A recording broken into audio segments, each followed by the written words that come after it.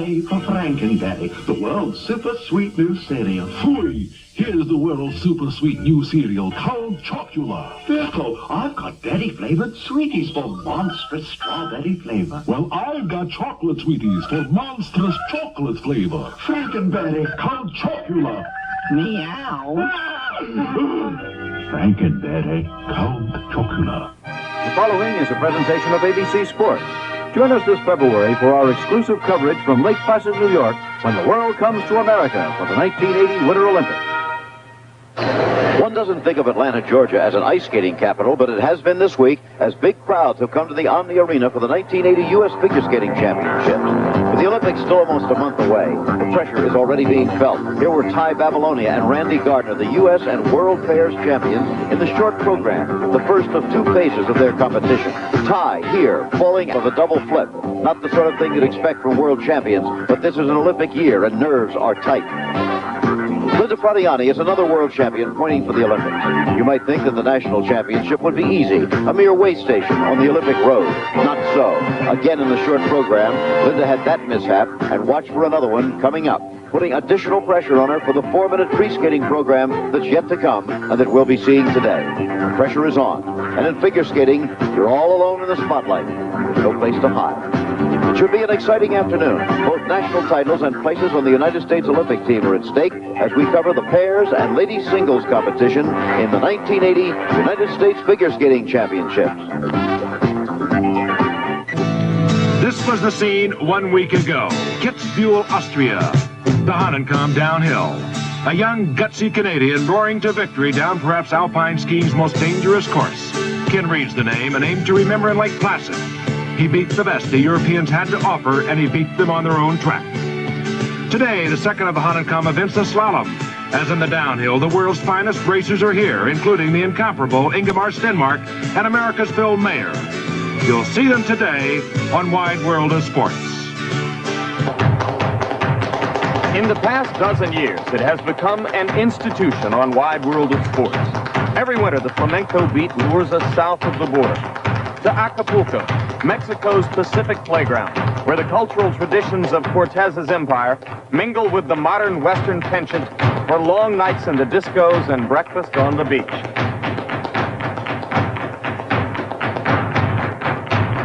But the flashing feet of the flamenco stars form a sharp contrast to the heart of our mission to Acapulco. The fearless composure and concentration of the men who dive from the city's oceanside cliffs. Their display is the centerpiece of the tourist season here, and the reason we have come back again for the 12th International Cliff Diving Championship. Mexico against the United States in high diving's most glamorous event.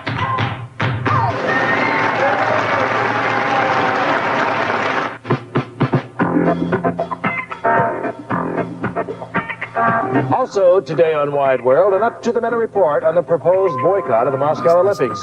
You'll hear from some of America's top track and field athletes reacting to yesterday's meeting between U.S. Olympic Committee officials and Secretary of State Cyrus Vance. For more on today's program, here's Keith Jackson. Also today, a report from Hamar, Norway on the final events of the 1980 Women's World Speed Skating Championships, with Beth Hayden of Madison, Wisconsin, defending her overall title. Beth in second place in the overall standings after the first two races. Soviet skater Natalia Petrashova, the leader, and showing surprising form in the pre-Olympic weeks.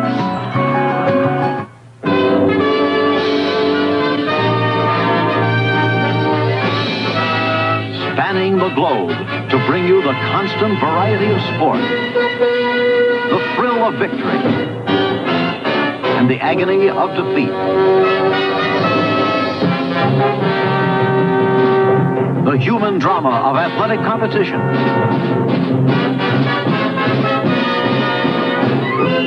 This is ABC's Wide World of Sports. Brought to you by Anheuser-Busch Incorporated St. Louis, brewers of Michelob beer.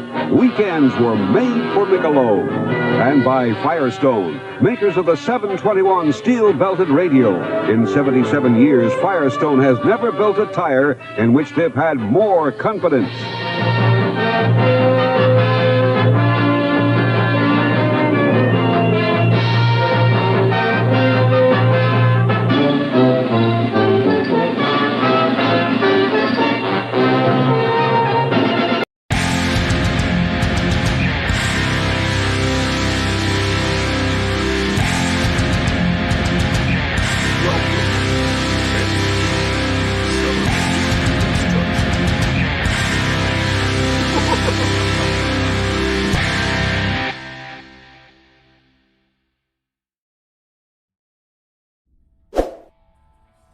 What up, Cyberspace Cadets? That's right. It's Well, Saturday, and you know what that means? It's time for accelerated deconstruction, or as we're calling it now, XD, because we're clever, and we do clever shit. And of course, XD wouldn't be X without accelerate. What's up, everybody, and welcome to the stream. And D is for D cup when it comes to a Timma. It's actually Sorry, cheap, man. but we're good. And we got a special guest in the house tonight. As a matter of fact, the object of hate, who I will be hanging out with tomorrow afternoon. So, pencil Good evening, everyone. What's up, man? Doing good. All right. On a roll here. Well, lots of streaming. There's a curse. Supposedly the old Chinese curses, may you live in interesting times. Well, that shit's, I know that one. Yeah, that shit's rolling off the rails, right? So, all right. Well, the floor is y'all's. I'm just going to be a smooth brain over here, and try to keep the controls working. We did not drop it. So, today's show's a success so far. We had problems last night on the Cream stream side. And, I'm sorry, I haven't caught up on that yet. Yeah, it's really weird. At the very beginning, it loses about 2 minutes. So, but it's cool. We got it ironed out, and we're not dropping frames down, man. Ooh. Yes. So, nice. So, I'm not gonna lie, dude. I just got up and took a piss real quick because I kept losing track of time in the pre-show. I understand. We were having so many great conversations about various topics. In fact, like we should just start recording our pre-show every time. No. How many times is this? What? No. How many times did it happen? No. No, we have great conversations in the pre-show, and there's no way to reproduce that live. You're not wrong. You're definitely not wrong. I have accidentally boomered shit in the past where that's exactly what happened on a couple of shows, but and unknowing, unbeknownst to the people. Philip Daniel, let's say it to the chat while we got a minute here. Greetings, Philip Daniel. You were telling me I'm putting the finishing touches on a new piece right now.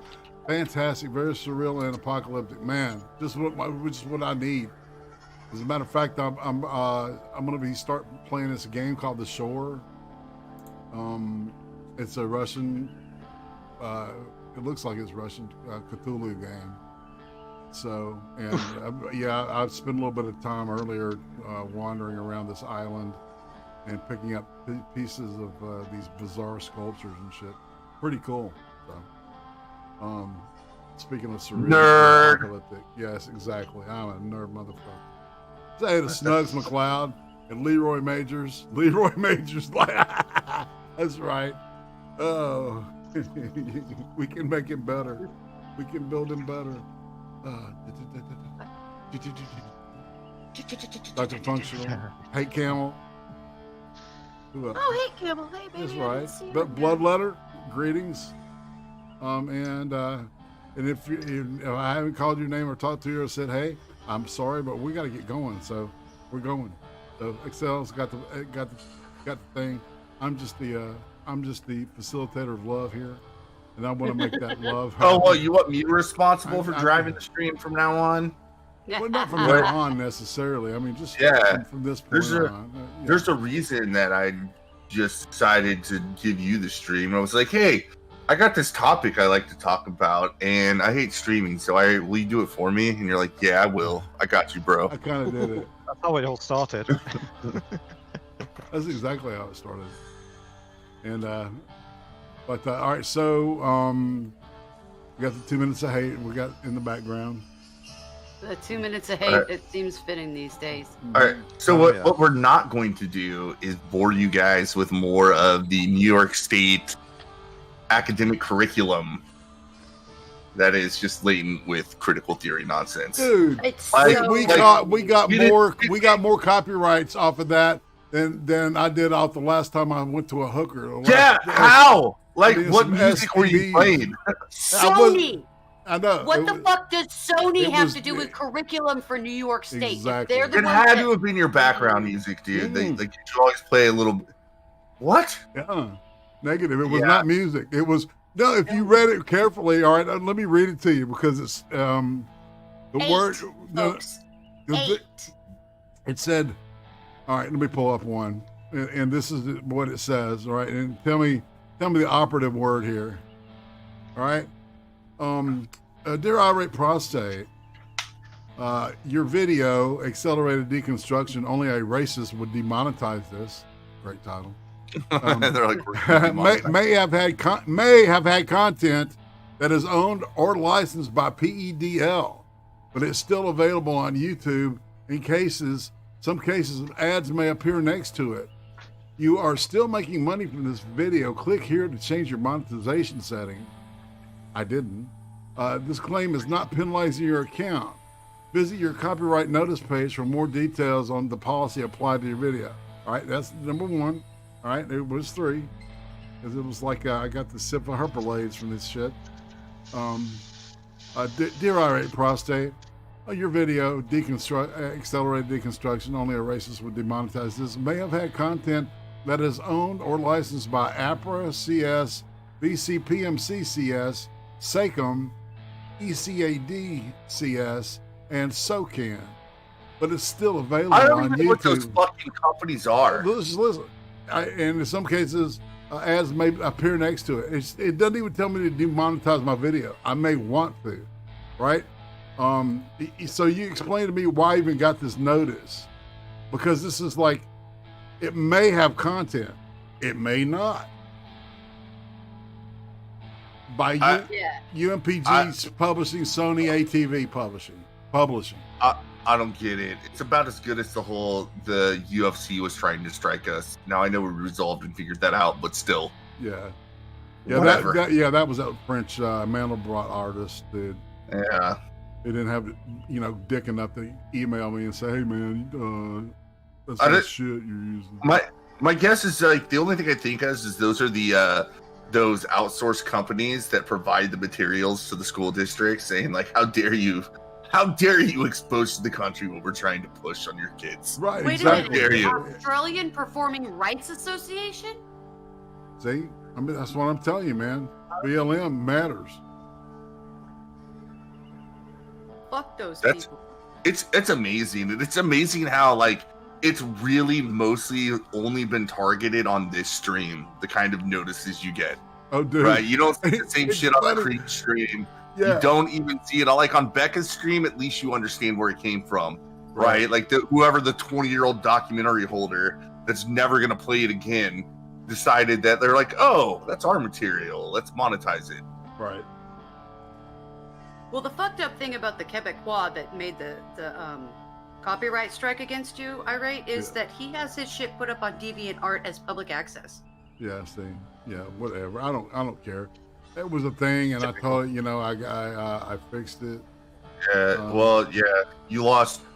You didn't get your $3 for those streams. It's like, yeah, man. It's because I'm such a hot commodity here on YouTube, man. I just can't keep the shit off of me. I mean, I'm a stink magnet. And we're gonna go ahead and pop over. All right, so what do you want to start with? All right, Dr. Seuss. Okay, start with Dr. I will just state. I got a tiny prologue for you guys. An update on HB 544. It came out. It came out of committee. It's been approved out of committee. Apparently, the governor, who is a Republican, is now trying to stop it. But what? The Republican governor's trying to stop it, so it passed committee. So hold on, little bit of white pill moment. Anybody that forgets HB 544, that's that New Hampshire bill that Carolyn Poroshenko and James Lindsay testified for. Right on. That bans it. It effectively bans training critical race theory, but it doesn't say that, right? It's the one where it had those 10 different things that it did that are just completely unobjectionable, right? Bans racial stereotyping, bans racial scapegoating from any of these kind of trainings, but still allows for certain concepts to be taught in an academic setting, right? It just says, like, we're not going to have any kind of forced training that uses any of these methods that were listed. Wow, and a Republic. Well, I guess we know who was for sale in that situation, huh? Wow. Well, Yeah, he may not get re-elected. But, you know, It got past committees, so we'll see what happens. That's good. Actually, Like, you there's a know, lot of support for it in New Hampshire. New Hampshire is where the Free State Project is, so you're going to have a lot of libertarian types that are going to come and speak out for this. So that's going to be something interesting, and it's definitely going to be worth following as it goes to the general vote. Sweet. That's a good thing, man. That's a good thing. I think. Maybe, I don't know. Oh, wow. Yeah, there's been tidbits of good news here and there this week. It's been interesting. Okay, so we canceled Dr. Seuss. That was cool. We canceled almost all of Dr. Seuss. Even eBay won't let you sell the books anymore. You're gonna have to go to Abe's Books to get them now. 6 books, right? In particular. So what happened is the publisher came out, and this was all in relation to an article that was written by, guess what, critical theorist for a critical race studies journal. And they call it a study, but it's kind of hard to call it a study. And they just go through and they basically say the same nonsense that we said before is, oh, well, these depictions that are stereotypical, even though we're written in a completely different time, were never intended to be offensive. It doesn't matter. Dr. Seuss did not uphold to our standards in 1937, therefore he must be canceled. And it is too harmful for children because they're going to see that in age 5, and they're not going to have the cognitive ability when they're older to get around what they saw in their children's book and come to different conclusions about what Chinese people are like, for example. Okay, so how did this critical race generation grow up with these books, and they're anti-racist and they're supposed to be not racist? Well, they're lucky enough to have woke scholars teaching them the right thing. So okay, but now they have to impose the right thing on everybody. Oh, this doesn't make any sense. How the fuck can you all grow up watching this shit or reading this shit and being exposed to all this shit, and suddenly now it's all fucking offensive? But it was all fucking good just like 5 or 6 years ago. The worst part is it was never offensive to anybody. Nobody was offended. Let's just get that clear. This is something we say all the time. By offensive, like they have a different word. They're just like, in our little bubble and sphere, this kind of thinking is not allowed, right? Unacceptable. Or even though this is historically the way things would have been, right? Like in 1930s, if you were drawing a Chinese person in a children's book, what you would do is have this very exotic interpretation of a Chinese person, which really isn't that far off from what would be traditional Chinese garb back then. I must right? I want to correct one thing though. Back then they would have been called Oriental. Just saying. Well, so the one with that, one of the ones that got banned was like what happens on Marbury Street or whatever. And the only offensive passage I could see in the entire thing was there was a rhyme about a Chinese person eating with sticks. Yeah. And it's just a Chinese person eating out of a bowl of chopsticks. That's like, it's not even wrong. Yeah, but I mean, it did have a rice patty hat on, and I know. And he's like the buck teeth. There's. I understand, but yeah, man. But it's not. It's like, come on, man. We need this shit for people to look at and judge on their own, man. You don't do anybody's thinking for them, you stupid fucking people. Right? People can think for themselves. Thinking is not allowed. Exactly. See, that's the hard part of it, man. And the idea he was trying to be mean by depicting it, that's really what I was getting at. It's not that he was trying to be mean, it's that you're living in the 1930s, well before the internet, well before even globalization, right? You're writing. You may have a black cat named the N-word. Well, the current phase of globalization, anyway. Globalization happened in the 18th century as well. But yeah, Oh, the things you can think. Yeah, But, there was by the way, I don't know if you've ever read the Tintin books. Yes. Yeah. The Yes. dog, yeah. There's one set in China that's full of what could be called racial stereotypes. You're gonna love. They're gonna love that when they get to that one. Well, I'm sure it's on their list, dude. You know what I'm saying? Well, yeah. Well, they're already trying to go after Tintin in Congo, so yeah. Ooh. no, and, okay, this is so fucking weird because at the time those were considered, these books that they're talking about being horrible and stuff right now, these were considered some of the most loving and accepting and like breaking down barriers types of books of their age. Yeah, yep, exactly. Up until recently, like up until now even, right? The general consensus on Doctor Who is he was actually a man that was ahead of his time. Yes. And not Doctor Who, not Dr. Seuss. Or Dr. Seuss, sorry. Doctor Who. Yeah, but he's definitely ahead of his time. So there are things I didn't even know that because of the scandal I'm aware of. So apparently he did do a lot of pro-World War II propaganda. He was very against the Nazi regime and felt that there needed to be intervention and that America should go in. And he did so out of the principles of, you know, like they're super anti-Semitic and they're just murdering Jews en masse, right? Like, we need to get into the war. So he did some propaganda pieces that also they painted Japanese people in a negative light, which was, once again, it's just propaganda to convince people to go to war against Japan as part of World War II. And he also did advertisements for various companies.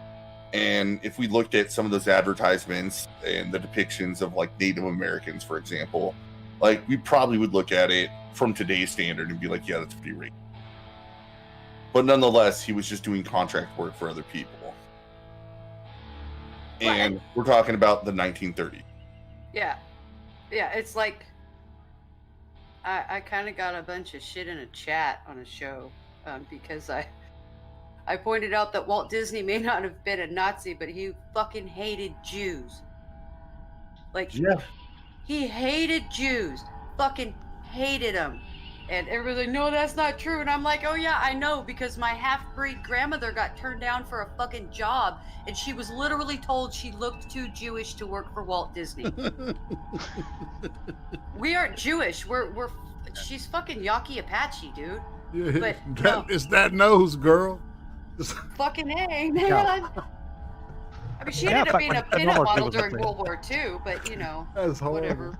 Yeah. I'm sorry. I want to go to hell for this shit, but you know what? It's all good. I've been. Like, no, you know what? It's all right. It's like I'm on the highway to hell. It's good.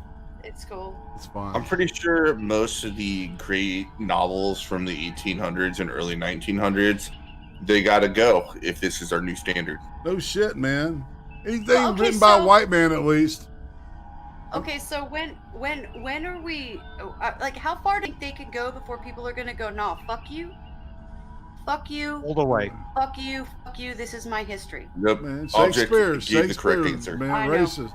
I know they're gonna try to push it, and it's gonna it's gonna blow up in their face. Or they're gonna find out Shakespeare was actually black.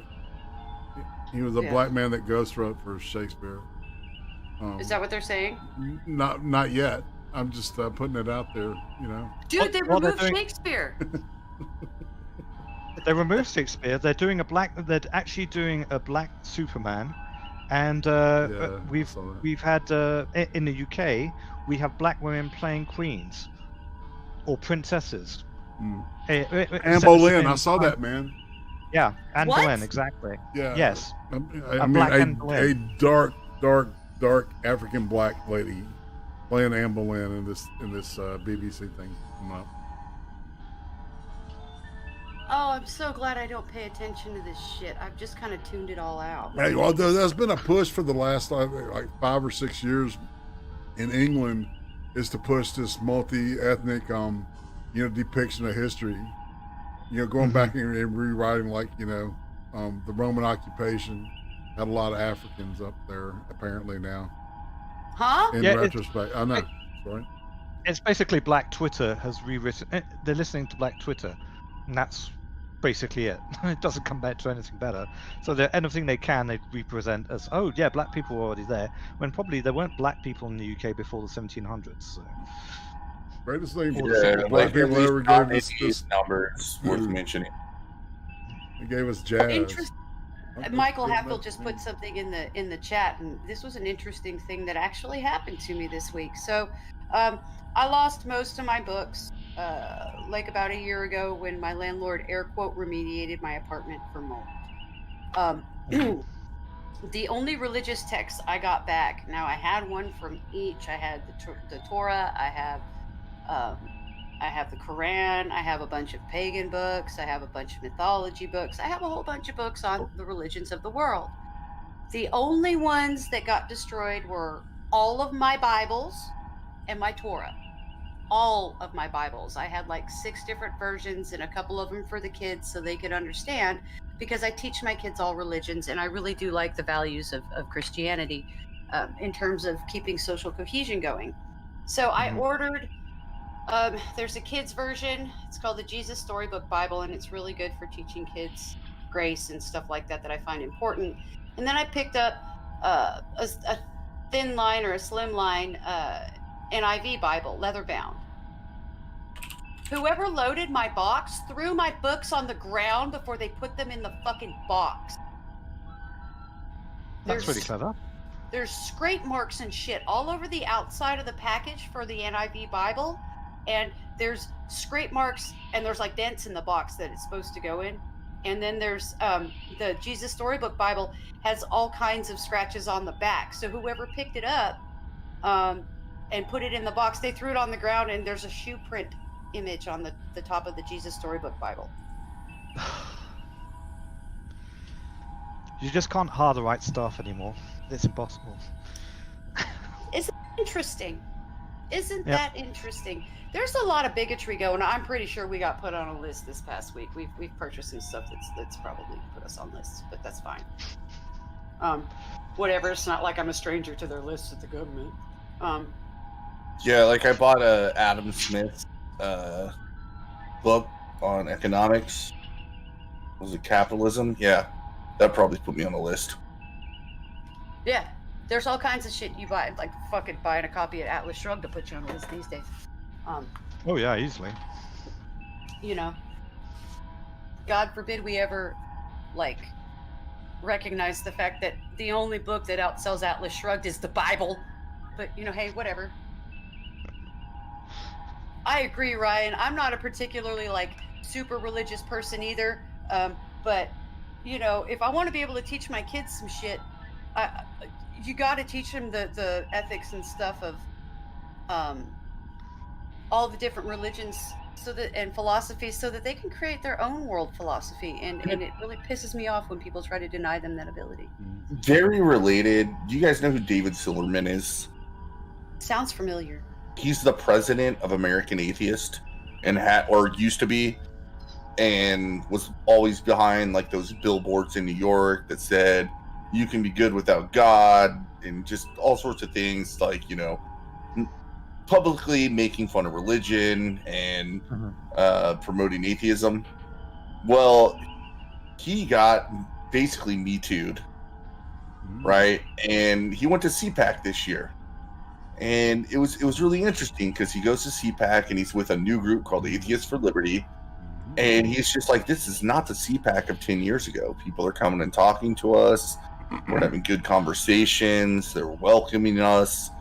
This is not the Republican Party of 20 years ago. And I'm like scratching my head. And I'm just like, well, and I'm not scratching my head. It's like, I actually know that. And I was like, all right, so David Silverman, just replying to him, who would you rather have an argument with?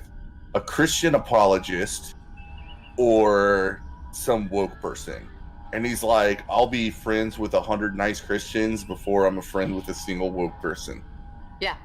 And that just shows you where the priorities have shifted for people that have realized what this movement is doing. They're just like, it is no longer the Christian right that is trying to impose a moral authority on society. No.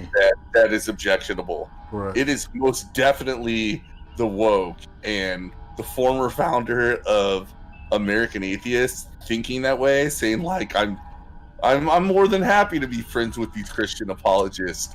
I don't think they present a threat to me. It's the woke that's the issue. Like, if there's some weight behind that. Like, this is the guy that he used to be on Fox News arguing with like Sean Hannity about all sorts of Christian conservative nonsense, right? And at this point, he's going to get on with Sean Hannity and be like, not even the biggest problem. We can talk about that later. But okay, so there's no rational reason to start telling people they have to follow this or follow that. There's no rational reason for it. I get really mad, especially at anti-theists, and I think we need to make the distinction between an anti-theist and an Well, that's atheist. what changed. Atheists, right? man, atheists don't make a real atheist doesn't make any kind of, you know what I'm saying? They're live and let live about, you know, their beliefs. Exactly. Right. Yeah, so an atheist and an anti-theist, I mean, they're both atheists. Anti-theists are like, you're a dumb fuck for believing in anything. I mean, you know, fairy tales, etc., etc. All right. The more I'm going to give a more credulous definition is where they think that belief in God is harmful and that people shouldn't have it. Exactly. Yeah. And the number of people that actually are anti-theist now is dramatically been reduced. People that used to be anti-theist, a lot of them, like even I was kind of like punk that. movement was loaded with this shit. You have to remember, like we're all kind of the same age, so yeah. I grew up kind of at the end of the Satanic Panic, where the people trying to use power structures to impose a moral authority, they were the Christians, right? Like, I mean, it was evangelicals, particularly Mormons, and I can say this for sure because I went to middle school where I could look out the window and see the little spiral temple where they think Jesus is going to return to. Well, yeah, and the infiltration that they did of the Boy Scouts, which actually ended up, you know, kind of being a good thing because it outed a whole lot of pedos, and then the Catholic Church had its issue with the, you know, the pedophilia in the 90s after the wall fell. And then the bakers. Hold on. Slappy Get Right said something in chat where I think it's kind of awesome. He said, atheists have no souls. And atheists will agree with you. Wow. Yeah. I mean, I am, like, I've never hidden that I'm an atheist. I don't, it's never been a big talking point. Yeah, but you're not a moral superior. You know, you don't think you're morally superior because you. I think I can come. I think I can come to, like, my secular values align a lot more with Christian conservatives than with the woke. That's for sure. Because the vast majority of Christian values are very rational. You can use the Socratic method to derive them without needing religion to get to them. Yep. I've said that a billion times, is especially in the West, right? The tradition of liberalism and how it relates to religion when they say Judeo-Christian values, but they all come from the Enlightenment rationalism. And I can come to the same conclusions to what natural law is without having to invoke a god. Yes. But this is a huge tangent. So, anyway. it's actually a good one, man. You know? Yeah, it was a good tangent, but rest in peace, Dr. Seuss. Let's go there. Expect to see more and more of this, especially now that we have an administration that is permissive of this, because we have to also, I think one thing we didn't talk about is the Biden administration came out, and they're the ones that basically said, yep, these are no longer on our reading list for kids because they're racist. Well, and I'm really pissed about the removal of Shakespeare. I'm really, really pissed about the removal of Shakespeare, because do you know what happens when you remove Shakespeare? You remove people's ability to understand and derive what the Constitution is saying. Because it's dumb. It's really, really frustrating because there's a lot of grammatical similarities between the way the Constitution, or the format the Constitution was written in, and the style that Shakespeare wrote in, which was very avant-garde for the time, you guys. Shakespeare really shook shit up, and he did stuff really, really different than everybody else in his time. If you go look at the other ballads and sonnets from that time, if you go look at the other plays and stuff from that time, you will see that Shakespeare was in a world of his own. He was like the rap of entertainment of that time. Of the 16th century, yeah. Yes, yes. He used the word cuck a lot, and that made him awesome. Yes. Oh yeah. Let's get on to this House bill, this is where Atima and Irate, you've done more on it than I have. Like, I know it's bad just by the name. Like, what's it called again? Dude, I'm smooth The We brain. the People Act. Oh yeah, exactly. So anytime you hear like a nice, emotional, For the people, that's like right. unobjectionable name for a bill, you know it's bullshit. Like the Patriot Act. All right, try to check that The out, y'all. Affordable Care Act. Got it. All right. Okay, so the really shitty, tricky thing is right now the only people that get to look at all like 800 and something odd pages of this fucking bill are in Congress. They don't have any full text anymore. 800 fucking pages. So. Yeah, that's what I was looking at when you first told me about the bill. It's like, there's way too much here. Like, this is insane. Like, Yeah, I guarantee you there's like lines in the bill that I agree with. Oh, there are a few things that are kind of. Because out of 800 lines, right? Like, there's 800 pages. There's got to be one page that you're okay with.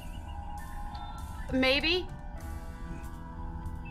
I don't know, because there hasn't been much. I'm pretty pissed at Tim Pool for some of his, yeah, sure, we should have mail-in. No, I am very, very, very much opposed to absentee ballots unless you are in the military or fucking hospitalized at this point. God. By the way, so against it.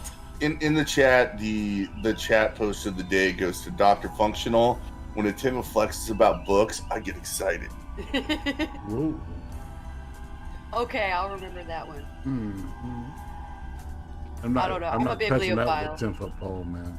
I'm a bibliophile, man. I read and read and read and read, and I teach children how to communicate correctly. And guess what I have? I have a 9-year-old that can build you an argumentative essay.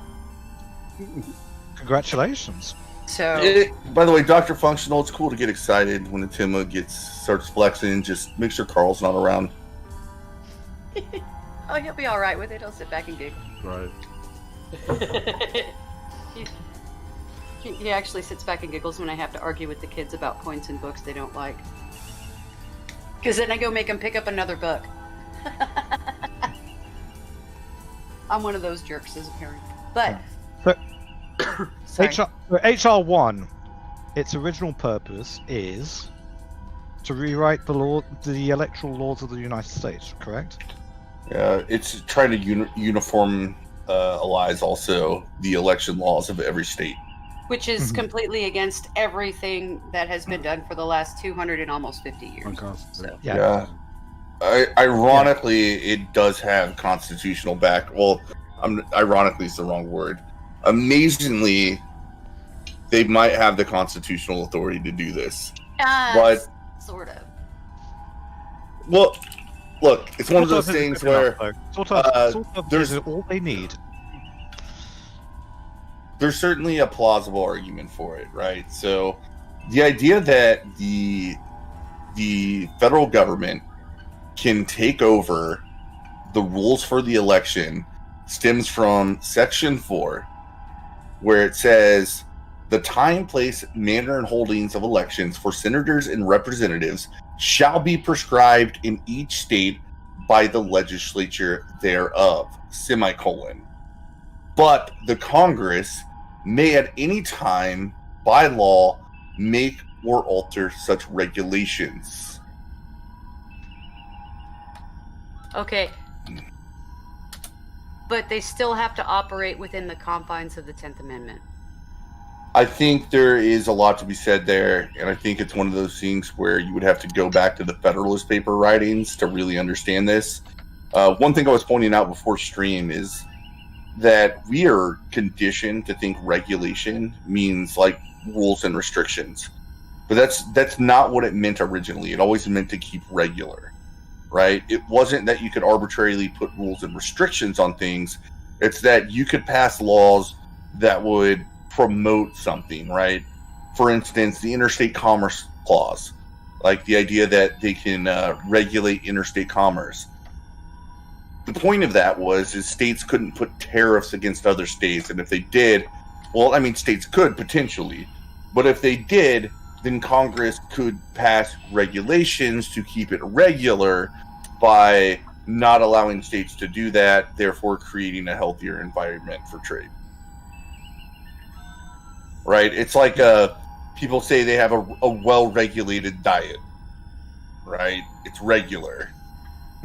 They eat the right things. Their digestive system is well-regulated. They poop 3 times a day or whatever. Okay, but I don't think you can put into place regulations that violate already pre-established law for the 10th Amendment. Yeah, there's certainly even the way this is written in Section 4, like it inherently says there's considerations to be made by each state. So there's certainly going to be constitutional challenges to this if it passes. Okay, and then the other thing that's really, really, really not discussed, they keep dancing around the words on it, and especially in the media when they talk about it, there's 2 points that they're ignoring. They're going to make all PAC donations public. So if you make a PAC donation, it'll be public. If you're a person, it only says people. It doesn't include corporations, businesses, or other PACs. The only people that'll be public information will be actual individuals that donate to PACs of any sort or political action committees, I should say. The other thing is they're trying to mandate that the president and vice president and certain candidates for those offices, so only certain candidates for those offices, have to disclose 10 years of tax returns. Yeah, we know who's that seemed at. Yeah, they're just targeting Donald Trump, who was just like, I'm not going to share it. They're just targeting Republicans. Yeah. Mm-hmm. Well, yeah, like the first part specifically, we know it is, because what is the use of having all that information public? I understand, like they already have it in law where they kind of track it, right, for federal elections. 2022, man. So, why would they want your donations to PACs public? Well, so they can harass you. Look at what happens on Twitter when a person that is a wealthy person decides to donate to something that goes against the woke cult. They get attacked. Okay. It already happened for random donations. I would have to pull it up, but there was this Fox News thing where a guy that owns some fucking like consulting business or whatever. We both know you'll get a lot of leeway for obvious reasons, but don't say I'm making you a... What was that? I don't know. I don't know. Anyway, like, so it already happens with public donations. It's already happened where they start attacking the people that donated to Donald Trump, and they say so with like website. Sorry, there's that donor.watch website that people can use now to track things down in their neighborhoods as to how you can use it. I'm sure that there are ways to use the tools on that to harass people on a much wider scale. Yeah. Okay, the other thing I really, really, really don't like, and I think it violates the 4th Amendment, is automatic voter registration. Yeah, I think it violates a lot of things, right? Because the way that's going to work is, if you just really think about what automatic voter registration is going to mean, is they have a hard enough time just knowing what the voter rules are right now. But okay, but on top of automatic voter registration, they're putting restrictions on removing people from voter rolls. Right. So that's got to be a violation of the 4th Amendment somewhere, because you're supposed to be secure in your person, papers, and effects, and that's already like, we've danced over this and driven over this and beat this horse like probably 24 gorillion times at this point, just with HIPAA. I can see the 4th Amendment argument, and then I have to go further. Is ignore the 4th Amendment. Why would you want this?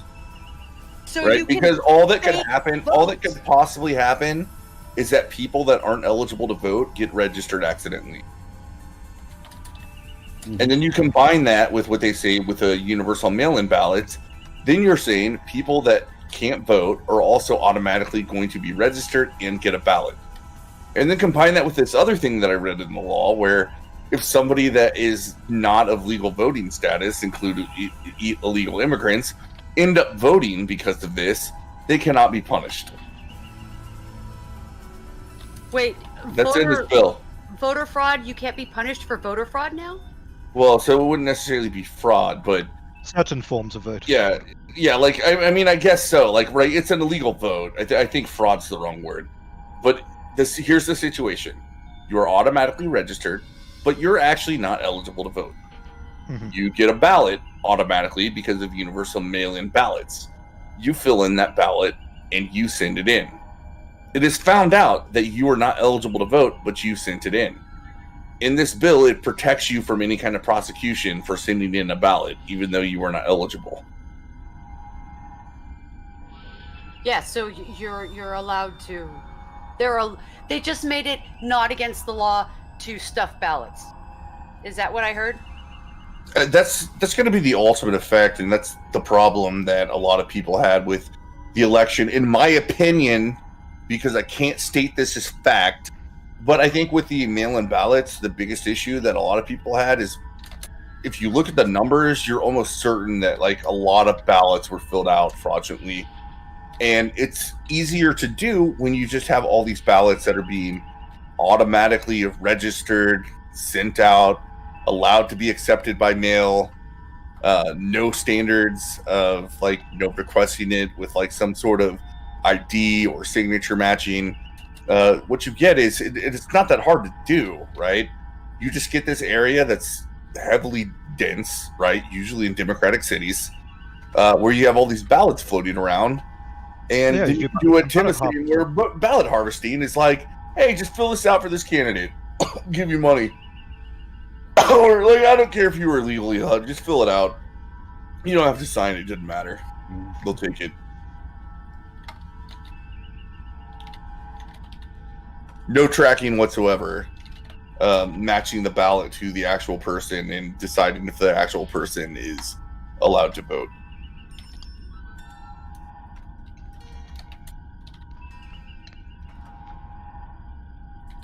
It does tell you how desperate the Democrats are to stay in power with this. I don't even think it's less. They know what they've done. So. I don't think it's desperate. I think it's bold. Like, I think they already have all the institutions behind them to back them up on everything that they're going to do. They always fucking overplay their hand, dude. Yeah. They always overplay it. Well, I think they're going to get a whole lot of class action or lawsuits from individual states. Places like Texas, where they have really stringent election security, especially in terms of mail-in voting and electronic machines. There's numerous other states that have followed the Texas model, and I can't remember the list off the top of my head. Alabama has a motor voter thing. 100%. If this passes the Senate, you're going to see a slew of lawsuits, and I certainly hope they don't fucking go. Like, I understand what the courts did this time. I don't agree with it, but I hope they don't take the same opinion. Like, they can't just sit there and say, okay, like, this just passed. It's going to cause all sorts of problems. So we're going to file a lawsuit to block these provisions. And the court says, well, there's no damages yet, so you can't sue. Right? And then come election time, they wait till after the election, and they're just like, well, it's too late. Right? It already happened, so we're not going to look at it. Like, if this passes, the courts need to hear the fucking cases. I swear to God, you're going to see January. You know what? I'm not going to get irate banned. I'm just saying, you're going to have a lot of very angry people if this passes and the courts treat the challenges the same way they treated the challenges to the 2020 election. Yeah, well, things haven't gone so well with the court system lately, and I don't have a lot of faith in much of our institutions doing anything the right way right now. Yep, and that's a sad thing. And I knew the courts weren't going to do that for this coming election. Like, I called it out, and I was one of those people on Twitter where just by mentioning it, that the courts weren't going to do anything, right? They were going to hide behind latches, standing, mootness. Just by calling it out, people were just like, why are you giving up the fight? And I was like, no, I know how the courts work, right? They don't like to get involved in things like elections. They will do everything they possibly can, no matter how much evidence is weighing one way or the other, to stay out of it, because they know that it distorts. No matter what they do, it's a lose-lose situation. Like, rationally, I can say it's their job, they should do it, but as far as the public goes, if they come to a conclusion that a massive number of people don't like, it's going to cause problems. Okay, so when is the Supreme Court? Go ahead. I said, like, for better or worse, like, I mean, I realize it's wrong for them to think this way, but the way they think is they don't want to upset the institutions. They don't want to look like they're overstepping their bounds, even if they aren't. Like, the whole idea that Judge Roberts was like, do we want to cause riots in the streets? Like, there was that rumor going around, completely unverified.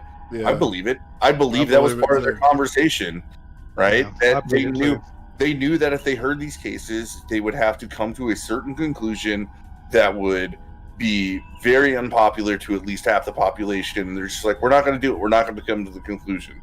We're going to defer back. But he was afraid. He was specifically, though, afraid of the BLM. That's who why he are was they afraid of BLM? Why are they afraid of BLM? Gee, I wonder why, man. Like a whole. BLM hasn't done shit. All they've done is burn down some fucking buildings. They haven't done anything that requires any with of impunity. This shit. Yeah, they didn't trespass on the Capitol building with selfie sticks and flagpoles. BLM did show up at all kinds of political personalities in DC at their homes, and that's a form of political intimidation that you don't often see, and it's very effective, apparently. Yeah, they do that. They like to do that. Sure it is. Ask Mitch how effective it is. Yep. Hasn't changed shit he's done. No, the thing is, they're using it as an excuse.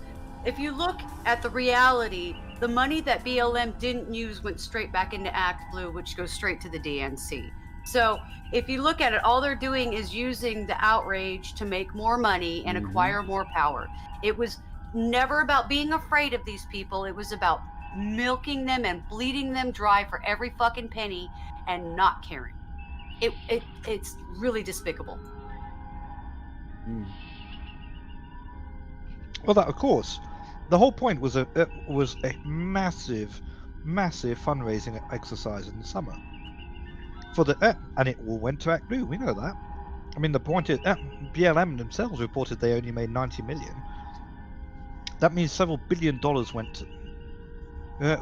went to Act Blue. But they were getting donations from corporations as well, to very, very large sums in the hundreds of millions. I'm surprised that's not been reported. That wasn't in their report, but I don't trust any figures that come out of them. Well, I don't trust anything they're saying. Yeah, but the fact is, your judicial system at the moment seems to be either intimidated or corrupted. Either way, they're not doing their job in the way that they should. All I'm saying is that the intimidation they're discussing is fake.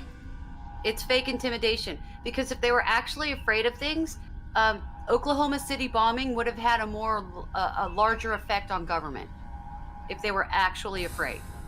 Okay? If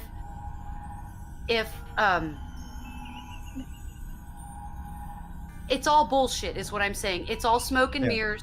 They're using their fear, air quote, even if they have some, they're using it as an excuse to garner more power for themselves. I really don't think there's any honest fear of BLM. They don't care if they burn down cities. They don't. No, they don't. The federal government doesn't give a shit. As long as they don't burn down the institutions, it's fine. What happens to private individuals, they don't give a fuck about. No. Oh, they don't give a fuck about tearing up fucking the federal building in Portland either. That federal courthouse that's getting attacked. That federal courthouse that's getting attacked all the time, That's not a place where they do most of their federal criminal trials. That's where people go to get their Social Security and do stuff like that. Finish their citizenship qualifications and stuff like that. It's more of a civil litigant kind of, or civil litigation kind of courthouse. It's not one where they do a lot of the criminal stuff. Roasted Opinions got something interesting. It's like the real intimidation is from Elaine. Yeah, he's right. Is there anything in this bill about voter ID? Mm-hmm. Like, I thought I heard that it explicitly, and I find this ironic because wasn't it just like early Bush administration that universal voter ID was like a major issue that both parties were trying to pass, and it never did. And this one is explicitly trying to say the opposite, where any state that decides to have voter ID, they're not allowed to do so. Yeah, no. Any kind of voter ID requirements are outlawed. Hey, Object, do you have to have voter ID in your country? Of course. Canada does too. India does. Yeah. So how many of like EU nations, for example, do you have to show government issued ID in order to vote? Probably all of them. Probably all of them. So we're the only one yet. We make it an issue where it's racist in America. Only in America is it racist to have to ask for voter ID. Just to give you an example of how absurd your debate is, in the UK, you don't have citizen ID, but they have voter ID. See, they got the opposite of your debate. In your country, just about everyone has a form of ID. Mm-hmm. You just don't have voter ID. It's completely absurd. It's purely an issue for the Democrats. It's part of their long-standing. It goes back to the civil rights movement, where they're entertaining this myth of your rights are being taken away whenever they try to clean the voter rolls. Whenever they try to, if you want voter ID, that's suppressing the vote. Yes, it's suppressing the vote of the people who aren't allowed to vote. Yeah, it's one of those things where we actually do have a history in this country. If you go way back, at least before the civil rights era, and I would say even leading up to the civil rights era, that most of that had been addressed, of actual voter suppression, right? Like states having like these weird tests and whatnot. But we're not there anymore. We don't live in that same age. We can't call every single measure we take to enhance voter security. Look at Part 8. We can't equate that with suppression. We just can't. What, bud? Part 8. I've got it. I'm just highlighting it earlier. Part 8. By the way, Voter Efficiency Act. Yeah.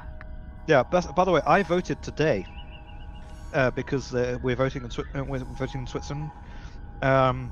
I voted in the local elections, as a foreigner who's been living here for long enough can do, and I dumped my vote off at the drop box. So that's actually in the building, in the town hall. Mm-hmm. It's not a drop box out in the middle of the street with no surveillance. It's at the town hall, and I had to sign the card beforehand, and it will be verified against the signature that they have on file beforehand. So they are doing over here. They do more or less know how to do it, despite nearly everyone is voting by mail. But they've codified it in a way that it's a lot harder to fuck around with it unless the parties are involved at a very strong level, and every party gets to observe. So there's like 10 parties on the ballot. So that is a huge difference between America and Europe too. Is Europe actually has. You actually have, I think the ideologies of the parties, they evolve kind of the same as the rest of the world, but the actual names of the parties and the different parties that they have, they change constantly, where we just have 2. Agreed. They do evolve constantly. It's pretty hard to evaluate who's who, but if you're an outsider. Well, I mean, I find it interesting just like listening to Sargon, right? Like, apparently the Labor Party could have been the party of Trump 30 years ago. Yeah. And now it's the party of socialists. Only in the past year, though. The they just had a period where they were nearly communists, but yeah, definitely. I don't know. It seems like both our parties here one party moves to the left really slowly, and the other moves to the left very quickly. Mm-hmm. And I think that's been true since the civil rights movement. Actually, I would mark that to be the day. Yeah, I don't know if you saw the meme on Twitter that's doing the rounds the other day of conservatism in 2045 or something like that, where basically they were accepting pedophiles and all kinds of other stuff. Only a bigot wouldn't accept pedophilia, etc. I was like, yes, conservatism is progressivism at the speed limit. Yeah, that's the meme. And in fact, I would actually say Donald Trump was one of the few people that came in, and he kind of, I don't want to say he put a stop in it, but he had a very specific populist agenda, mm-hmm. which moved the Republican Party to the right on some issues and to the left on others. And he's doing cultural conservatism, which is what the Republicans have shirked for the last 30 years or more. More like the last 60 years. I disagree, but I'm disagreeing, but I'm talking about something else. Yeah. So from what I've seen, growing up in America, the Republican Party, it started during Reagan, I think, and especially after Reagan, it became heavily tied, and the Democrats had to do it too because it was a popular movement, but with the Christian coalition, right? Mm-hmm.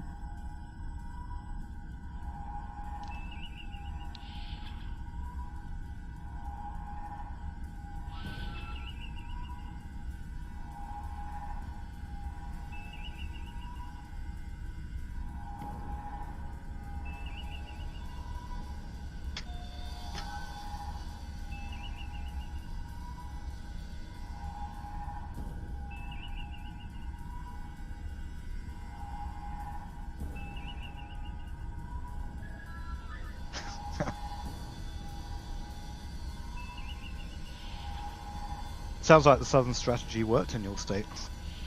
Nixon. It did. Yeah, it did. Yeah. And I just pointed out to everybody because I was muted. Fuck it. Anyway, let's keep moving. Well, I just want to continue with what I was saying to Object. So, what you said, Irate, yeah, is true. But also, the conservatives were very big on, like I said, they were very anti-gay marriage to the point where it went outside of law, right? They would mm-hmm. constantly be talking about the morality of it, how sodomy is always wrong. That was a very constant thing. And the Democrats have adopted this to an extent too. They're very pro-censorship of things that they thought would lead people to Satan, right? Like, they were the same people that led the anti-D&D campaigns, right? Like, Dungeons and Dragons. Democrat. You know that, right, Excel? The majority of both conservatives. No, sir. No, sir. That was Tipper Gore and Hillary Clinton. They were the spearheads for that damn thing, and they are both fucking Republican or Democrats. None of them were Republicans. I don't disagree with you, but I know that a lot of this bled into conservatives because so much of that Christian coalition was being absorbed by Republicans, right? Especially Southern Republicans, which have always been the worst because they used to be Democrats, right? Yes, there was. There's a lot of baggage that came in from their absorption into the GOP. Anyway, so a kid that grew up in the 90s, became a teenager in the early 2000s, you looked at the Republican Party as this party that wants to have never-ending wars and impose a moral authority on society. Fast forward to today, and I'm looking like Donald Trump changed one thing dramatically, which was typically a left issue, but he at least had an intuition to be anti-war. Dude. Right? In a way that we haven't seen. Like, I know that he did more than I would like, but he is the least warmongering president since Reagan, right? Like the only person to be as much of a peacenik as fucking Trump was in recent history is Carter. Mm-hmm. Actually, it was Dennis Kucinich. Carter No, was I meant a actually in terrible power. president.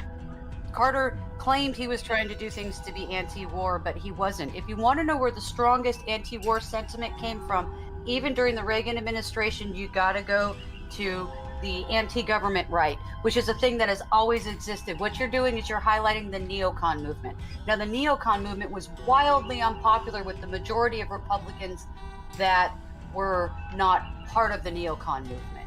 Yeah, well, they took over. It did create a They fissure took over that in the lasted 2000s. about 6 years.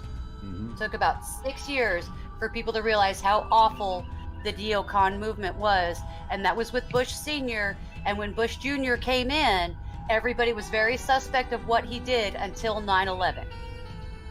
He had a hard time getting anything else passed. He had a hard time negotiating basic shit because there were so many Republicans within his own party that weren't backing his stance on going back into Iraq like George Sr. did. It wasn't until 9/11 that he had any kind of backing, and most of that backing came from the Democrat Party at the time. There was still a strong anti-war, kind of libertarian, anti-government streak within the Republican Party. Well, being silenced. I'm well aware of that because I joined the Ron Paul movement, which was shortly after that, right? So I understand what you're talking about. That was a full 10 years later. But I'm saying, no, it was really like 2006 is whenever people started drafting Ron Paul. So 5, right? It might have been a little bit later.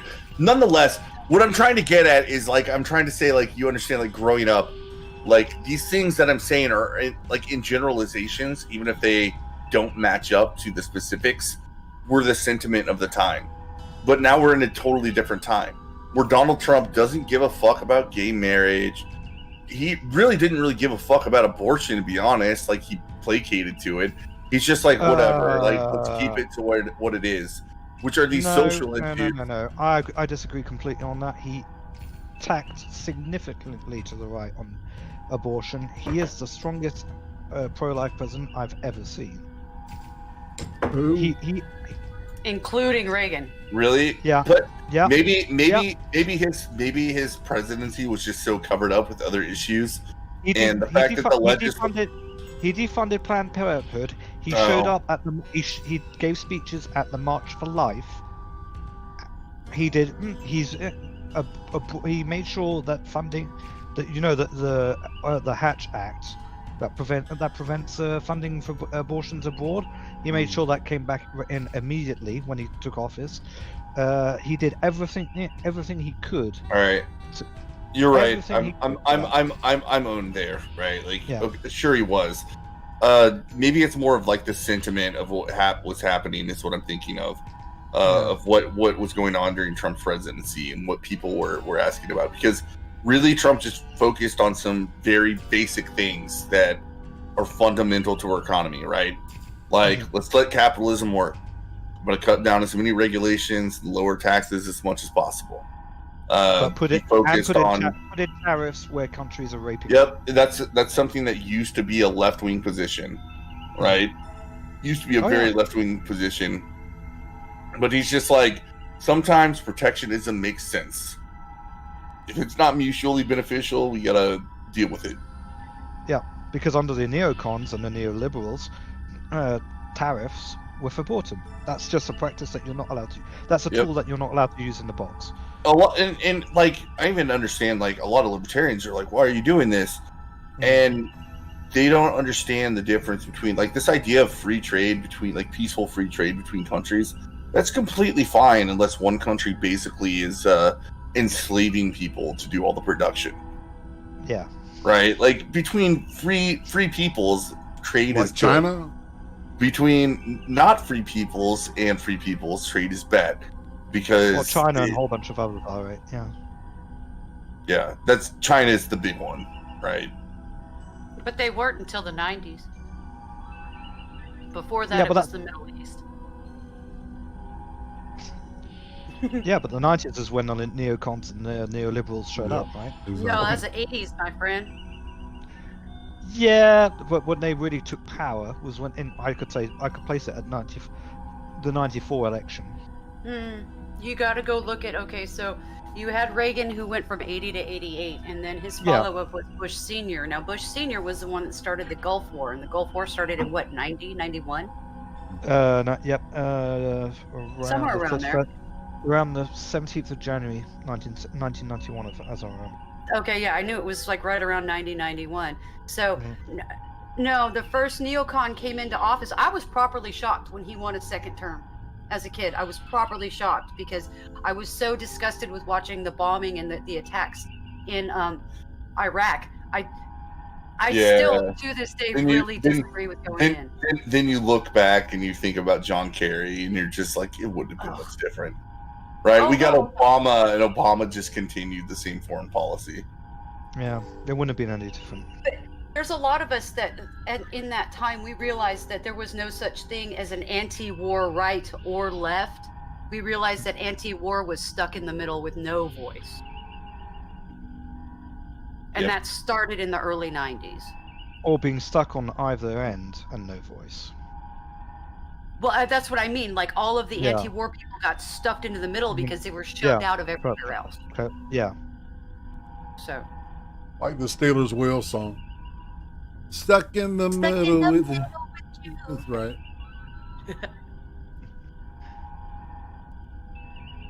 Yeah, I don't know. Like, I'm just going to go back. Like, I think Trump realigned the Republican Party to something that's better. He created a big tent where libertarians like me are willing to vote for kind of the populist candidate because he's focusing on very specific things. Well, and it's interesting because when they interviewed Kayleigh McEnany the other day, she said something interesting. She said, "Yeah, we're going to follow the people, and not the people follow us." Something to that effect. And I thought that that's was unusual. Yeah, and I thought, wow, that that's kind of what they want to do. So. Well, have any of you, by the way, watched Trump's speech at CPAC? I have. Sunday? It was a good speech. It's a great speech, and it goes completely against HR 1. Oh, absolutely. Everything. He denounces every bit of it. Yeah, I mean, he basically just went through. This is stuff that you already do, right? Like, I listen to Robert Barnes and Viva Fry every Sunday, and before any of this ever happened, Robert Barnes was talking about if you wanted to commit fraud in an election, these are the conditions that you would allow. And they're like, and they allowed all those conditions. So great. So before the conditions were allowed, he said it, and he's like, you're gonna get fraud. That's all there is to it. There's one goes hand in hand with the other. If you set these conditions, especially whenever you're in a situation where you've told half of America that the president is literally Hitler. You don't have to, that's where, I think what really got fucked up was, with Sidney Powell and the Dominion voting systems and the QAnon stuff, right? No, it was just plain old ballot stuffing. That was it. That's what I think happened. How much happened? I don't know. This is just my opinion. It's my opinion. I'm not saying it happened. Okay. Right? Okay.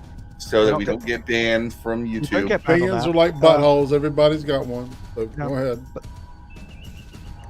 No, but what was I going to say? No, but my fear is the more established Republicans will see HR 1 and think, right, we're going to cheat as well at scales you've never seen before. We can do this we can out cheat the Democrats. Do you know how good that's going to do to your system? If both sides think they can cheat their way to power just through ballot stuffing. The Republicans know they can't. I'm sorry, they know they can't do it. Maybe, right? I understand that's the worst case scenario, but any radical Republican is going to look and be like, we don't have the infrastructure and major voting strongholds to use this to our advantage, while Democrats do. It takes a bit more organization, but you do it in every suburb. You do it out in the countryside.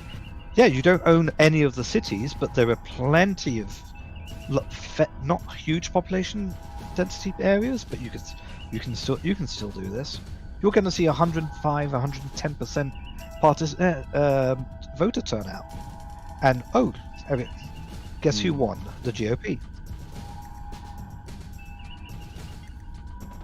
And then it will end up in the courts, and once again the courts will either shirk it, or it'll be punted, and maybe it gets to the Supreme Court, and the Supreme Court has to do something, but it'll be too late. That's my real concern. They're going to let it. Your entire electoral system is going to, let's say, degenerate into a third world system where there's no way of finding out who won. Yeah, I mean, that's what this is trying to institute into law. Mm-hmm. That's the worst part about all of this. You're going to be South Africa with this, basically. I mean, you can scroll through all the bullet points on this. I don't know which one to go through next. Like, there's so many, like, just weird things. I don't know, Atima went and pooped. She was the most familiar. I said poop. She actually was doing something else, but I'm saying she's pooped. No. Closing loopholes allowing spending by foreign nationals in elections.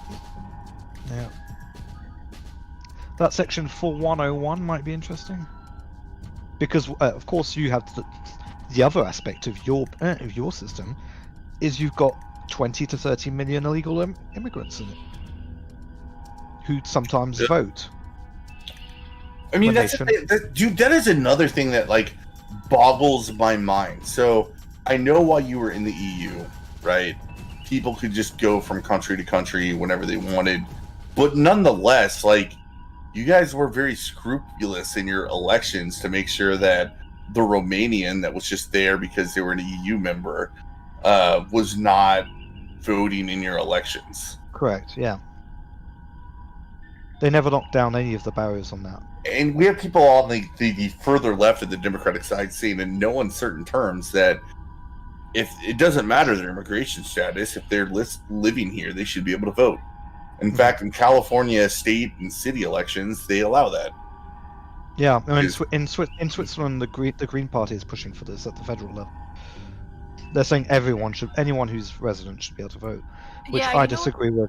That's completely. really destroyed a lot of California with this. Yeah. They end up putting in people that, one, can't communicate correctly, and two, putting in people that are creating the disastrous public health of places like San Bernardino or Mexicali, down towards the border. It's really, really bad.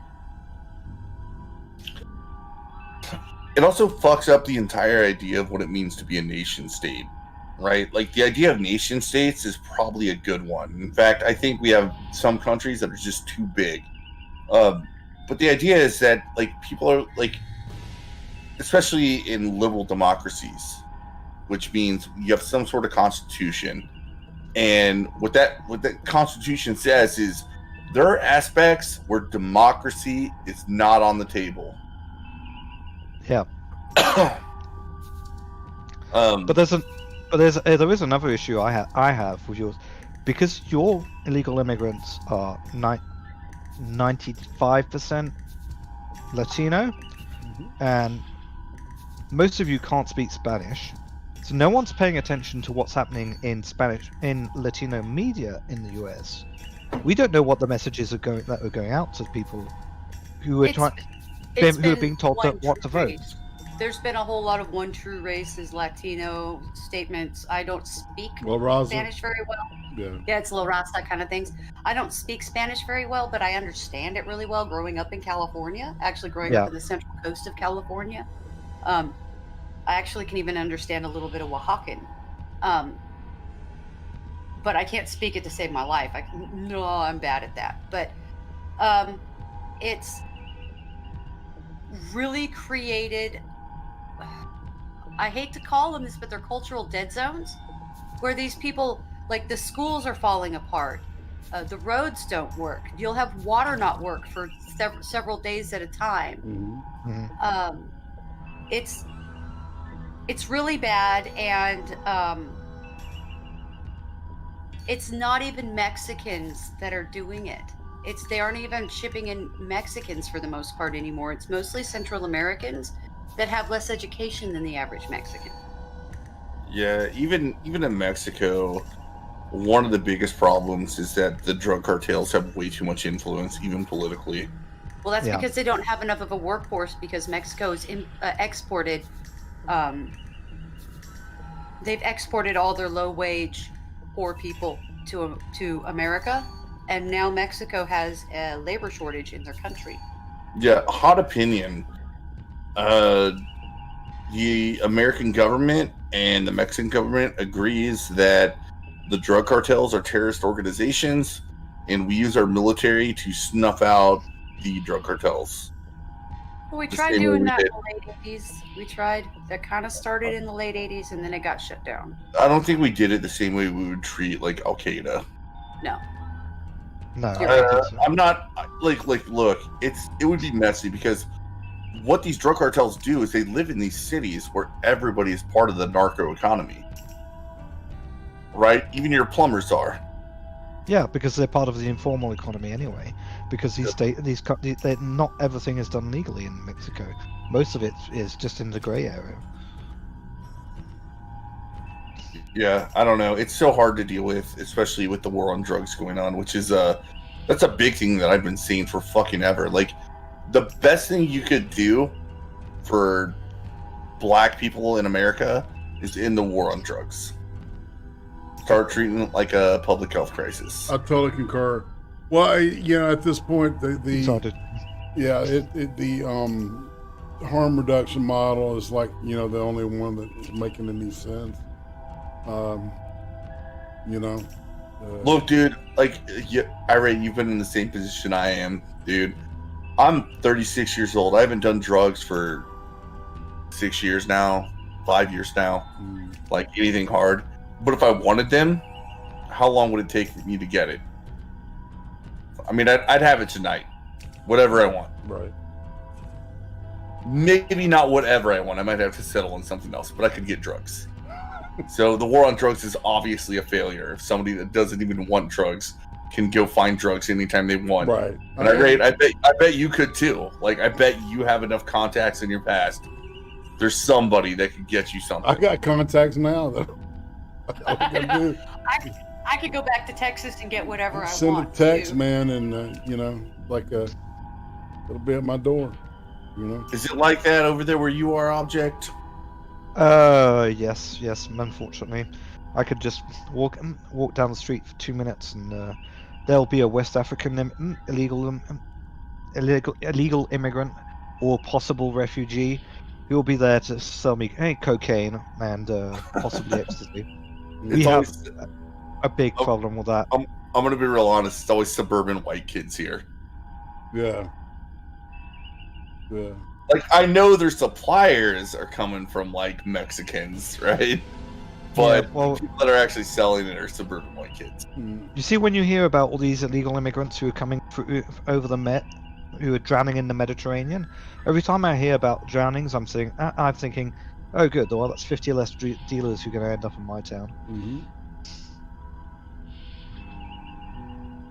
We have extreme troubles expelling these people because most of these countries won't take back their own citizens. Mm-hmm. Yeah, no shit. I mean, those are things that were like common sense. Where I go back to Trump's platform, where he said he achieved it. El Salvador, if you don't want to take back your citizens, you're not getting your fucking financial aid every year.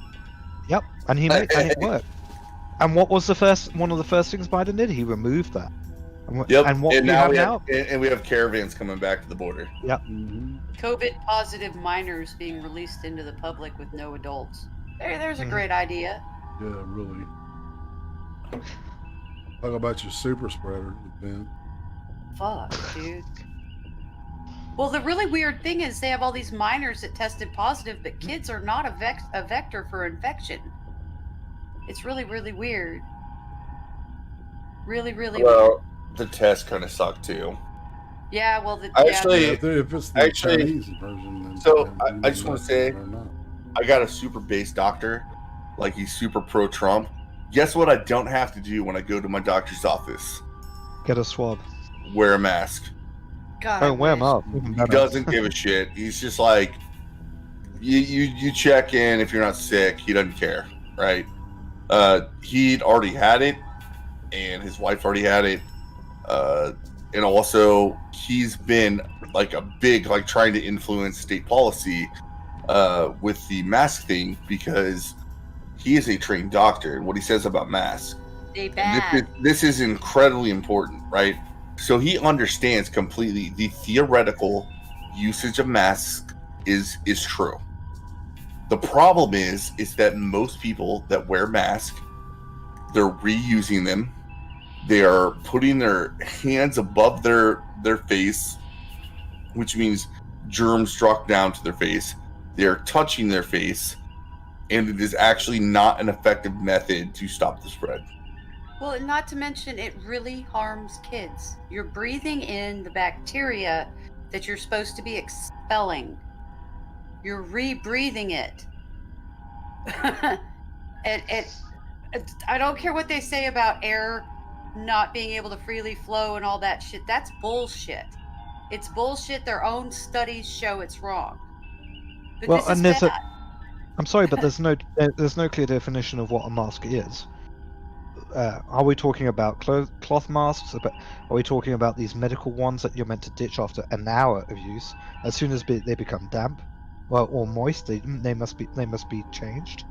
Because nobody seems to do that. Surgery, they change them every 15 minutes.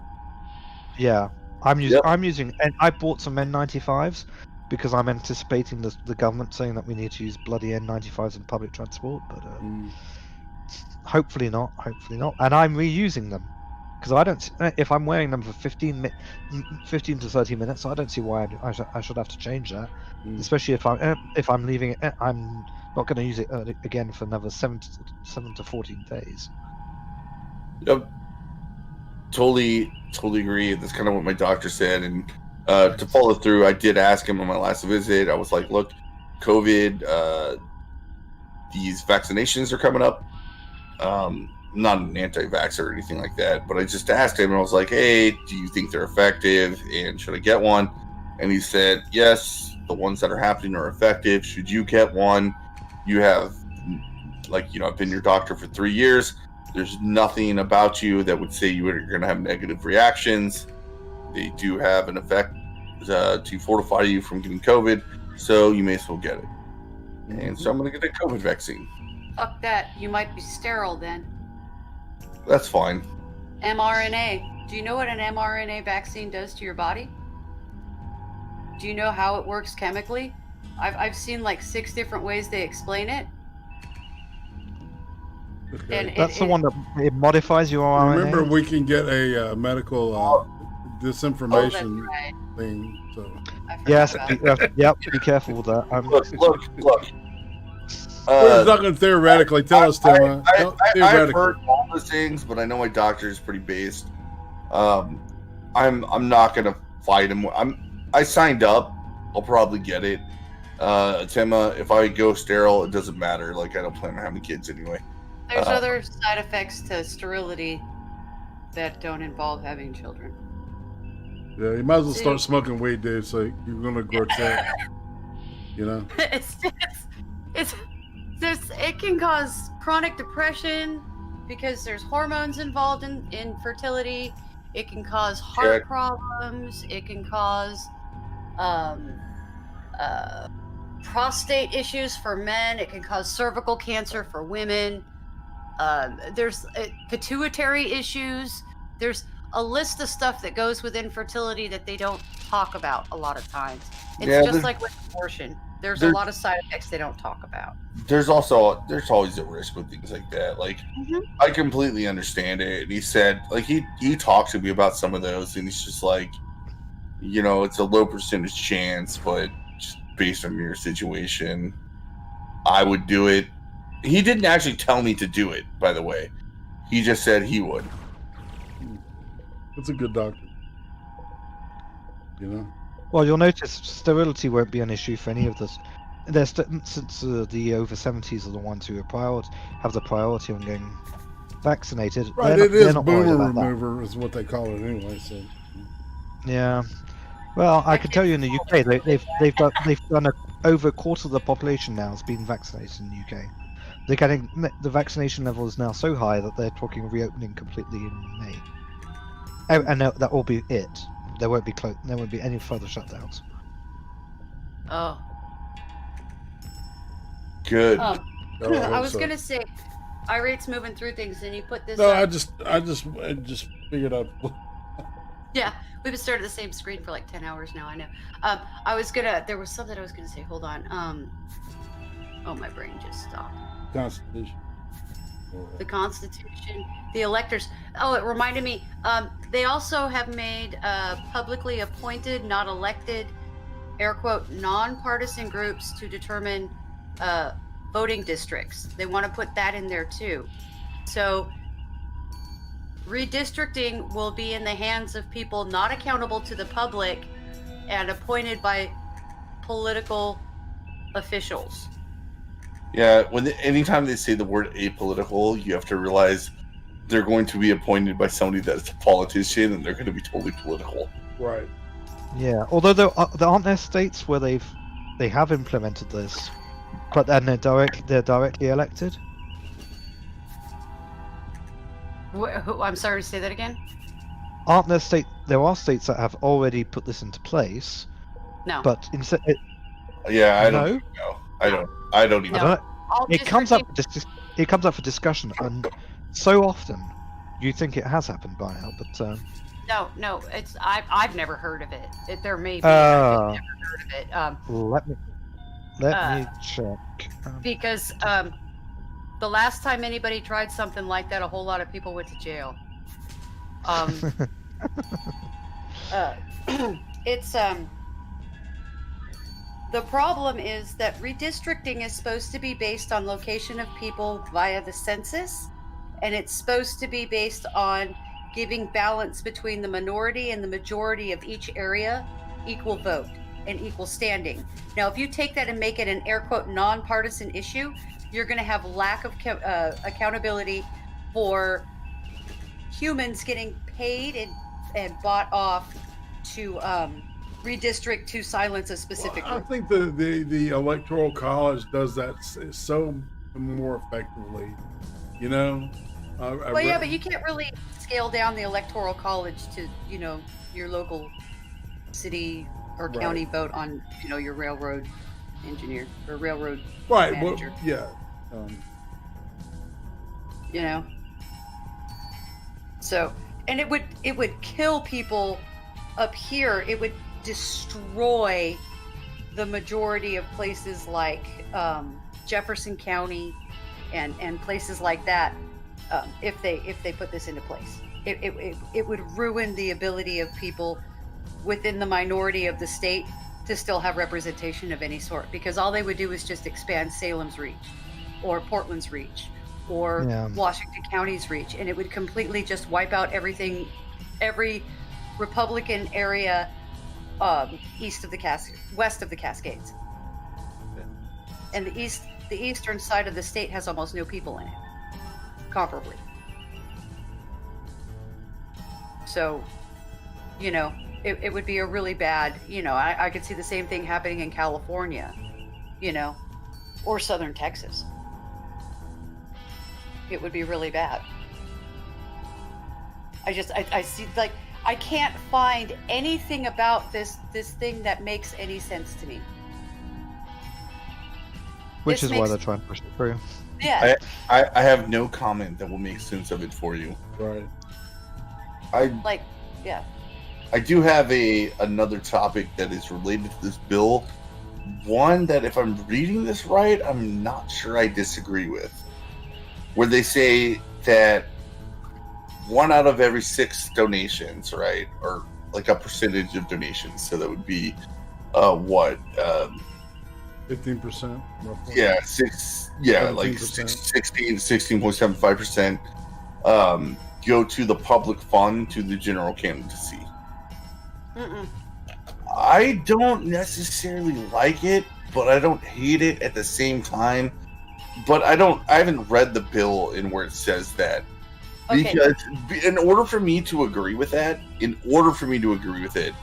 I would have to say, okay, sure.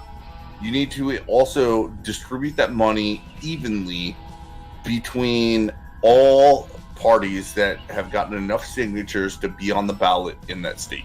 Okay, that's not what's going to happen. What's going to happen is that for every $1 a candidate gets, the federal government will give them 6.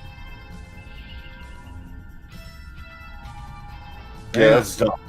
That's real dumb. Yeah. I do But it's only think for personal donations, and it's up to $200 for personal donations.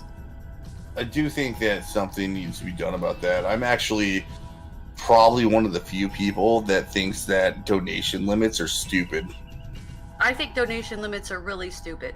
I also think it's really stupid that we have this ability to dox people and socially and publicly humiliate them for who they donate to.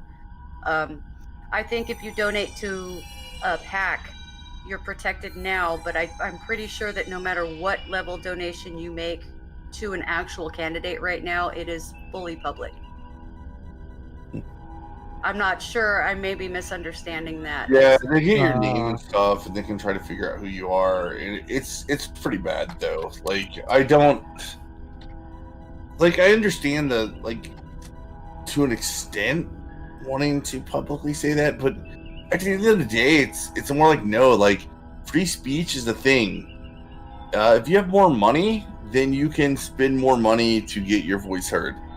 And when it comes to our major 2 political parties, right? Like, look at what Donald Trump raised next to Hillary. Almost nothing. He still won, right? He leveraged other things, but he also still had his own money. What it really fucks over is any third party ever to come to existence. Because we know for a third party to come to existence would require noble benefactors to certain candidates. Yes. Yeah. Someone has to bankroll. And yeah, we have banned the idea that you could bankroll somebody. Like you could even do, if you're really worried about that much influence, you can just say you can accept donations up to a certain percentage of the person that had the max donations, right? Like, so that somebody could bankroll you to stay competitive, even though you are not one of the major parties.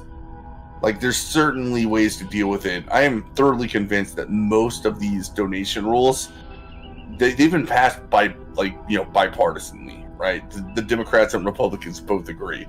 It's to stifle out competition to Democrats and Republicans. Yeah.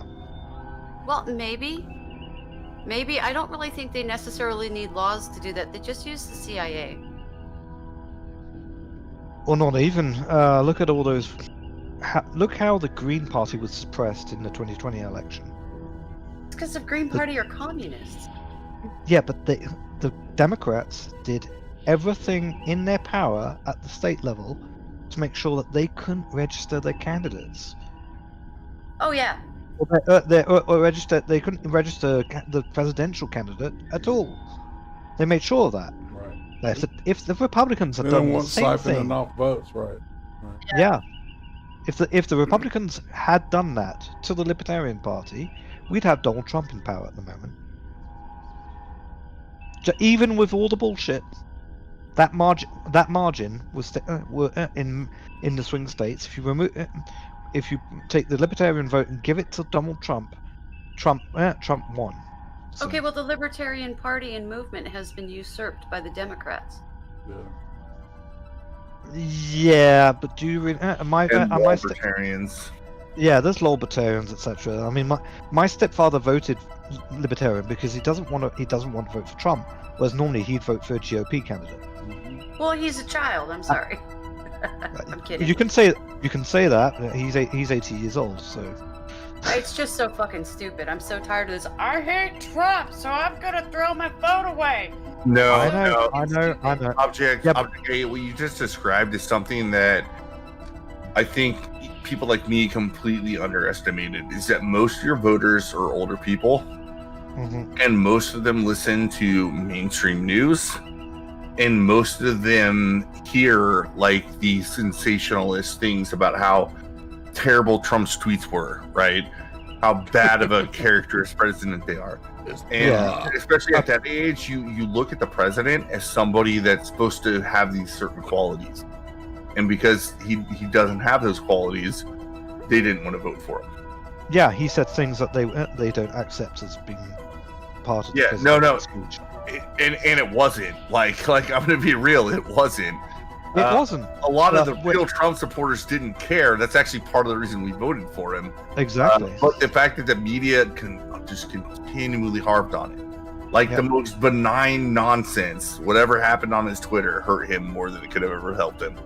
Well, remember was it just before the debates or during the debates, C-SPAN were doing call-ins, and they were meant to be doing Democrats or Republicans, and they had and then they changed it to Trump and Biden voters, because they had Democrats who were calling in complaining how the media had never given a chance to Trump. Yeah, there was hundreds of walkaway people were calling in to C-SPAN, and after that they stopped doing call-ins. Yeah, well, they did, and there's a lot of people that were like voted for Obama twice and then voted for Trump, right? Yep. Those are real people, and the fact that Trump lost doesn't say anything. You know who the most second popular president by total votes is in American history? Donald Trump. Donald Trump. He is only superseded by our current president, which is Joe Biden. 18 out of 19 bellwether counties went to Trump.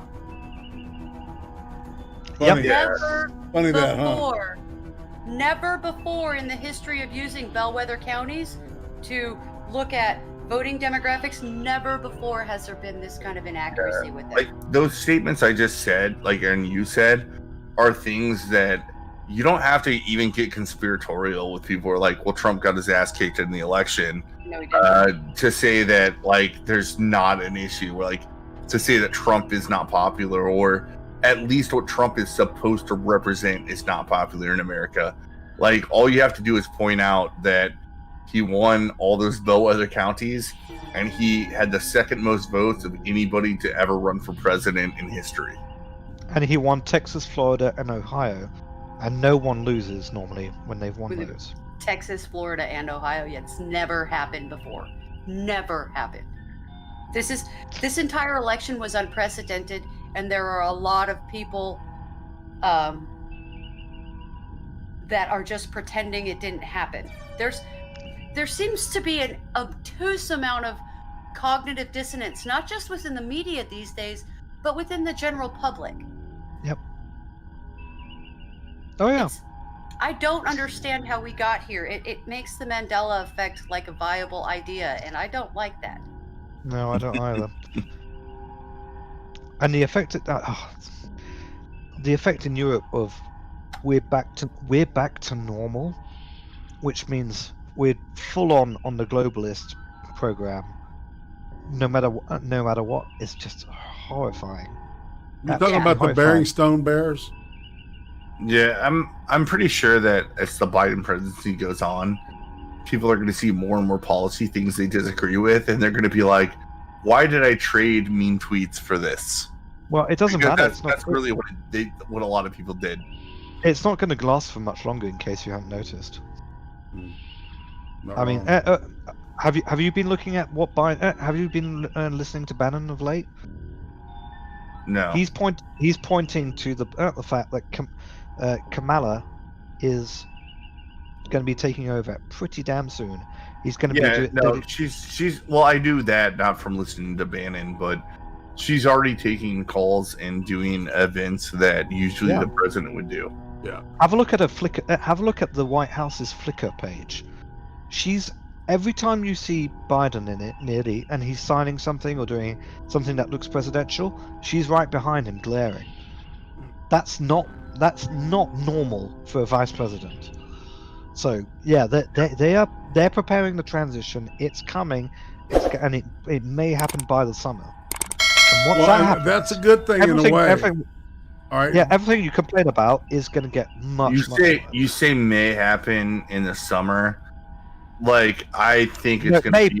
I think it's going to be the summer. By the summer. Yeah, I think it's going to be 2 years. I think that. Well, yeah. They are going to 2 years and a day. Biden in the basement. They're going to continue with the Biden in the basement for as long as they possibly can. Yep. Like, as long as Biden can potentially read the teleprompter for a day or two, he's going to be up there.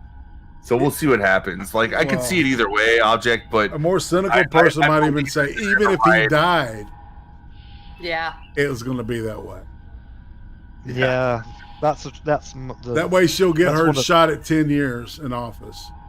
Dude, she's not black. Well, she's not Lyndon Baines Johnson either. You know what I'm saying? No. Yeah. Well, she's not. No, you're right. I mean, if I was black in America, I'd be sick of having. First, you had Obama, who wasn't African American.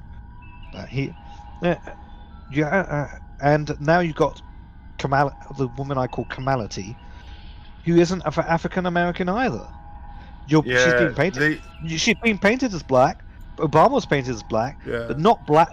Not as black. Has nothing to do with your average black person in America. I'll share something with you. Down here and down south, a lot of the black people didn't claim Obama because he didn't have slave blood in him. Yeah. You know, hey, dude, that's a huge thing down here. It creates this is a huge irony. It's related back to critical theory, right? Because they look at black as something that is more than just skin color.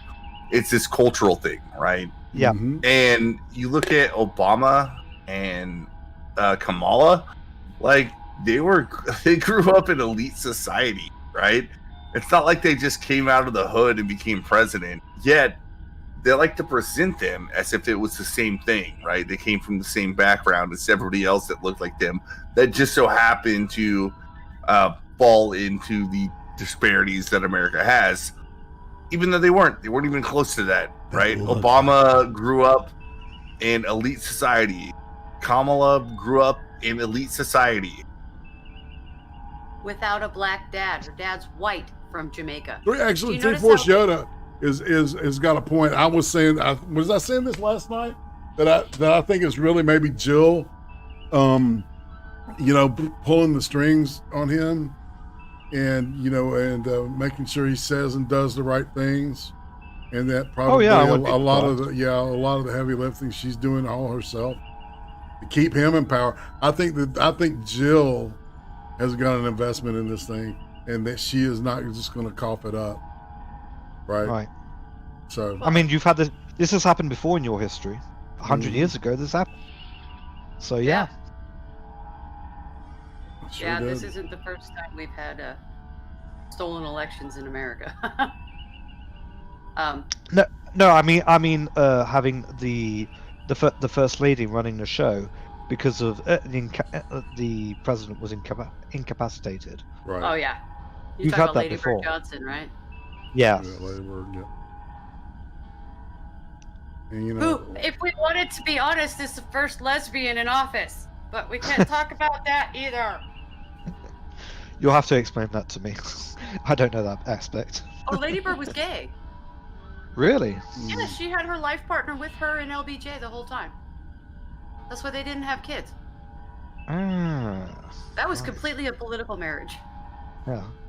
Completely. They didn't care. Think of it more like a royal marriage. God, I can't remember their daughters' names. Shit, I used to get. Did they actually have some kids? Because there was rumors that those were not his children. Well, whatever. I mean, whether they were or weren't, they were supposedly their kid. And so I don't know. I can't remember their names. Maybe I bet Tyro knows their names. Yeah, Eleanor Roosevelt. See, there was a question about her being actually part black and gay. So there was, some shit going on there. The part black part is accurate. I'm related to the Roosevelts. It's the freed slave I talk about, guys. Mm-hmm. In my family. Yeah. So Tyro, that's been posited years and years for years. So yeah, I don't disagree. So, but you know, it's just, we have problems, people. The media is going to kill our country, and old people are buying it, lapping it the fuck up, and they're pouring money into these fucking places, and yeah, it's soiling and ruining everything. If you look at this HR 1 bill, it's called For the People, but if you read it, this isn't for the people. This is for the Democrats. Pretty much. If you read it, it keeps citing Democrat institutions or democratic institutions. That is a tell. You know, like when we're talking about critical race, there's words that are a tell. Yeah. Yeah. Democratic always. processes is a tell. Completely a tell. That's how you know it's to give a specific party more power. Period. Yeah, most communist states are called the democratic something, or, you know, the people's something. So this in the House just passed without Republican support, right? As I Zero remember. Republican support, which should Yeah. alarm everybody, because zero Republican support means even rhinos went, whoa, what are you doing? Right. It was full on party lines, and I got a feeling, I don't know, I got a feeling that I think there's going to be a couple of senators that are like, man, this is too much, y'all. So, I hope so. yeah. Joe Manchin, for example. Well, Manchin already said hell no. Manchin and to removing Sinema, the filibuster. yeah, they're the most likely to say fuck this shit. Well, they both said they aren't removing the filibuster. I know for sure Manchin said, never will I remove the filibuster. Yeah, And- well, and she wants to like fashion herself as the next McCain. So, Well, she's going to have to be careful then. good luck with that. Just saying. She's going to have to walk that line high and tight, dude. And it's going to have, you're going to have to start talking like a neocon. And if you want to talk like a neocon, this HR 1 bill is the opposite of what a neocon would agree to. Yep. It just is, because it doesn't centralize federal power. It centralizes Democrat power. And the neocons were never about that. They were into centralizing power, period. Yeah. If this was neocon, you would see like the National Guard is in charge of voting stations and shit like that. That would get interesting quickly. It would be terrifying. I mean, the neocons would approve entirely of the wall around the Capitol, for example. I can't remember who's asking for the bill to be read aloud, but one of the senators is asking for the bill to be read aloud. All 800 Johnson. pages. That's Johnson. It's Johnson. Ron Johnson. Yeah. Yeah. Which I agree with. Put it all out there. They tried to do Put this. it on the this record. whole- Exactly. They want it on the record. You know, they want the verbiage, the full 9 yards, man. And where are these people that are writing this shit? What, you know, are they just, there's just this room full of fucking lawyers underneath the fucking Democratic side of Congress? You know, it's like underground with quills and shit, just writing all the time. Yep. Well, That- it's critical race theorists. No joke. Big high. Critical race theory lawyers. Big high. So. Excuse me, sorry. The other thing I was going to say, sweeping across this bill, there's a whole lot of really weird language in regards to what words actually mean. There's a lot of redefinition within it, not just for voter ID and removing people from voter rolls, but discussing the concept of gerrymandering. That has actually had its definition changed in the legislation. Okay. To mean How so? redistricting. Ah. Any kind of redistricting will be classified as gerrymandering if you look at the verbiage for that section. It was really weird. I couldn't find a full comprehensive where you could click on each list bit when I was looking, like Tuesday, I think. When I was looking irate, I didn't see anything where I could read the full bill. All I could get was like these screenshots of shit. It was really frustrating. So I'm glad you were finally able to pull up the full bill. I haven't been able to. You may put it back just, up? Or is there no. a certain part of it you want to look at? Okay. No, I think it may just be because I use Brave. And like the federal government really doesn't like the Brave operating or browser. Really doesn't like it. So, which, you know, screw them. Kiss my butt. Too bad. Yeah, I moved to Brave because I dropped Firefox. I moved to Brave because I don't have to put up with ads. Oh, but I was blocking all those anyway. Oh no, I couldn't get it to block correctly on anything, so I just said screw it and use Brave now. Yeah, no, I've been blocking ads for. I haven't seen I think I haven't seen a proper ad in years. Oh, I but get it takes it takes a lot of tinkering though. Yeah, I don't have the patience.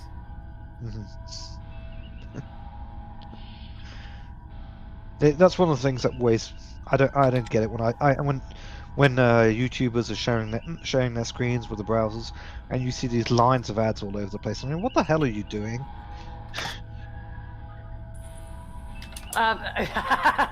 Yeah. Excel, Yeah. are you still with us? I am here. Are you? Well, what do you want from me? You guys were having great conversations, and I just decided, you know what? I'm gonna let you guys talk. Okay. Well, I think I'm kind of running out of things to say because this bill is so atrocious. I don't know how much else I can cover and show how it's really the opposite of what it says. I think we have thoroughly shit on it, stomped on it, shit on it some more, and stomped on it some more, and I'm very happy. Yeah, freedom is slavery. Remember that, guys. Israel just released their freedom bracelets for those that refuse to quarantine. Arbeit macht frei. Yes. Arbeit macht talking frei. Freedom. Talking of bracelets, have you seen that the immigration cartels in Mexico are giving bracelets to the illegal immigrants because they can't keep track of how many they got? Yeah, there's so many people now. Did you guys hear Saki out there going, well, you know, we aren't going to really acquiesce to your standard of crisis. I mean, really. We have our own definition, thank you. Horrible. I'll circle back to us. No shit. Yeah. Orange woman bad at her job. Fake orange. No, HB1's not up yet, man. It's coming. So this is just an attempt to lay the case before the people of why this thing should not go on. And I think that we have successfully slain this fucking demon dragon thing. They literally just showed how like St. Michael. Yeah, they literally just showed exactly what they did to make sure they won the last election in terms of cheating. So, if you want to know how... Was that Time article not the fucking stupidest thing they could have ever done? Oh my god, they just had to brag. The narcissism is so high in the big tech And the industry. hubris. It's incredible the level of bragging that they did with that. Yeah.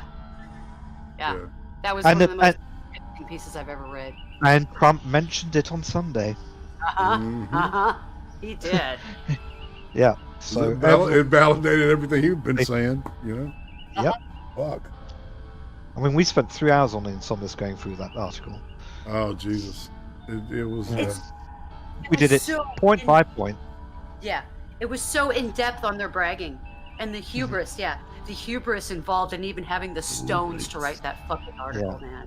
Oh. Un-fucking believable.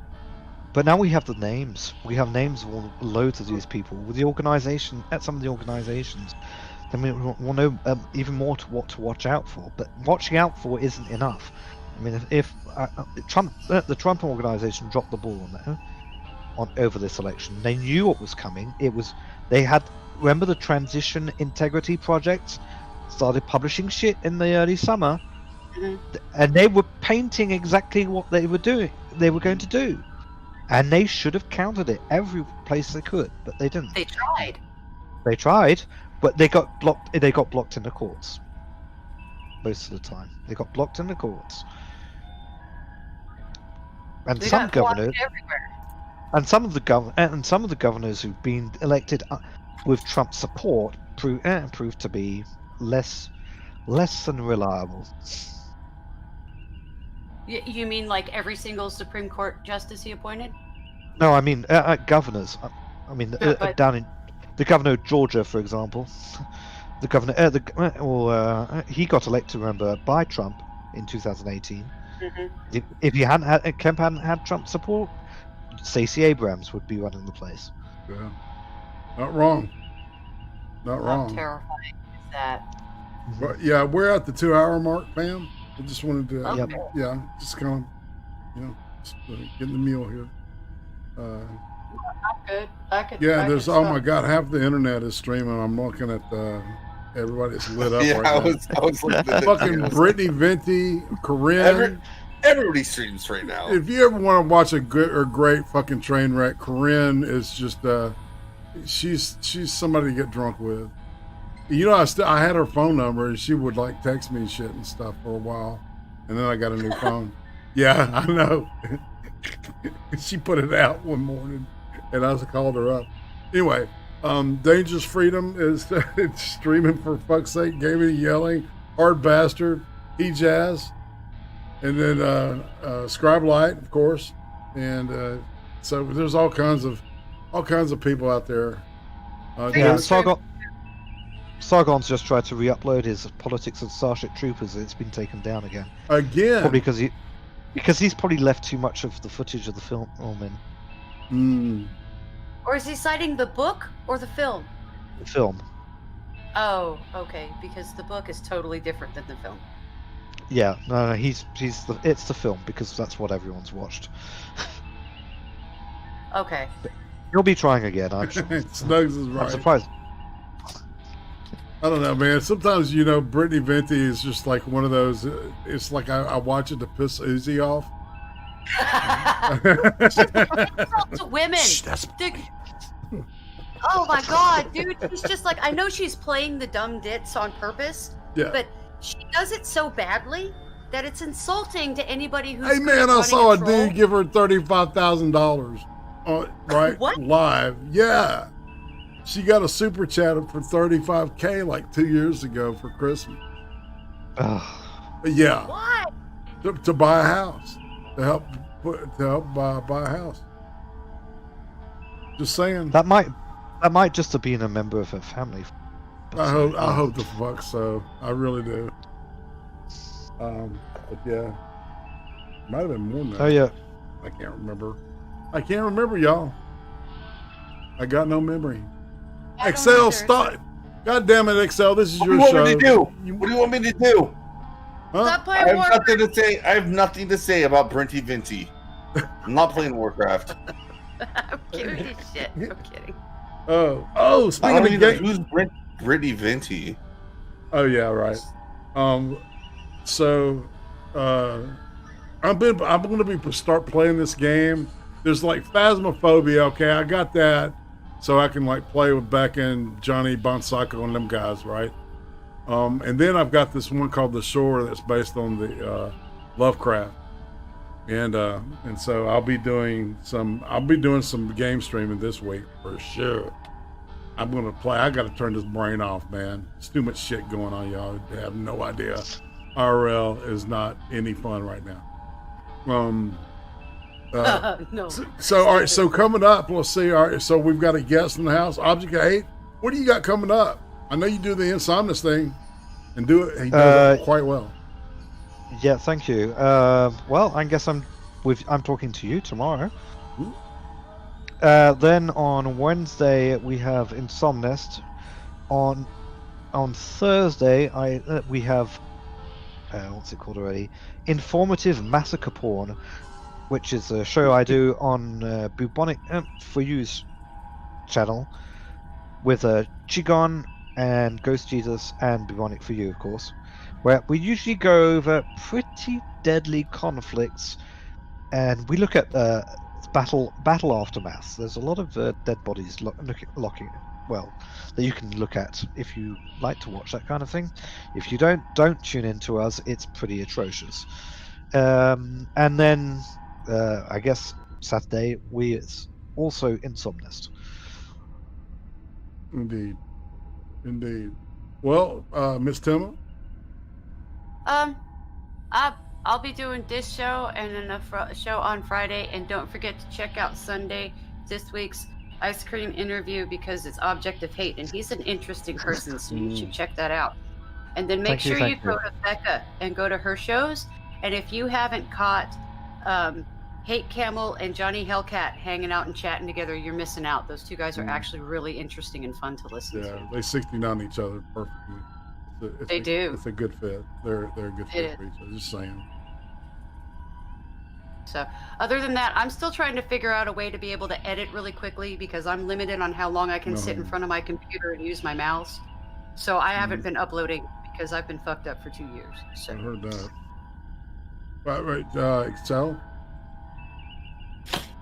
I have nothing else except, join us next week here on XD. That's right. Saturday, 8 p.m. Central.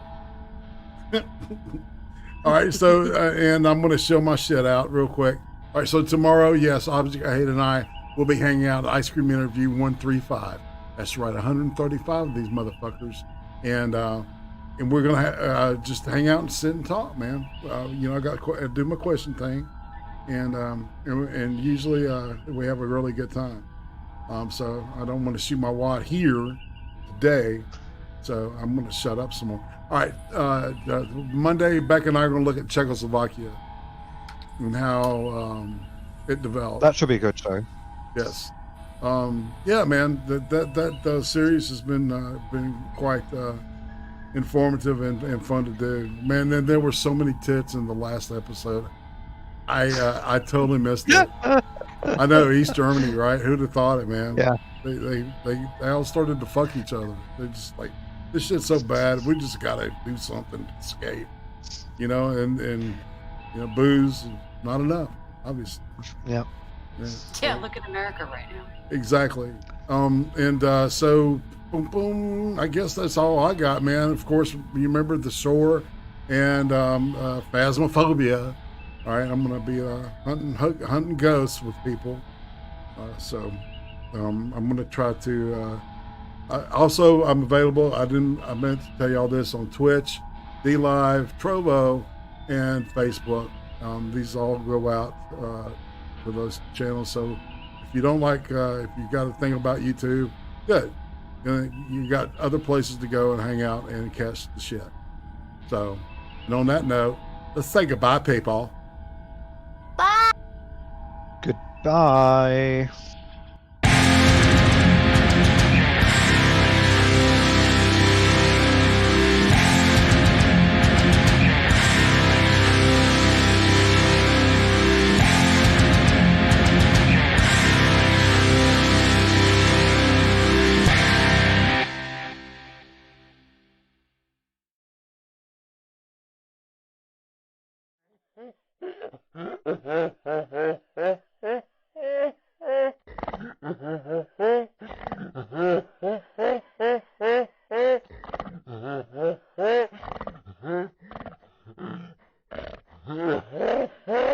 See y'all tomorrow. That's right.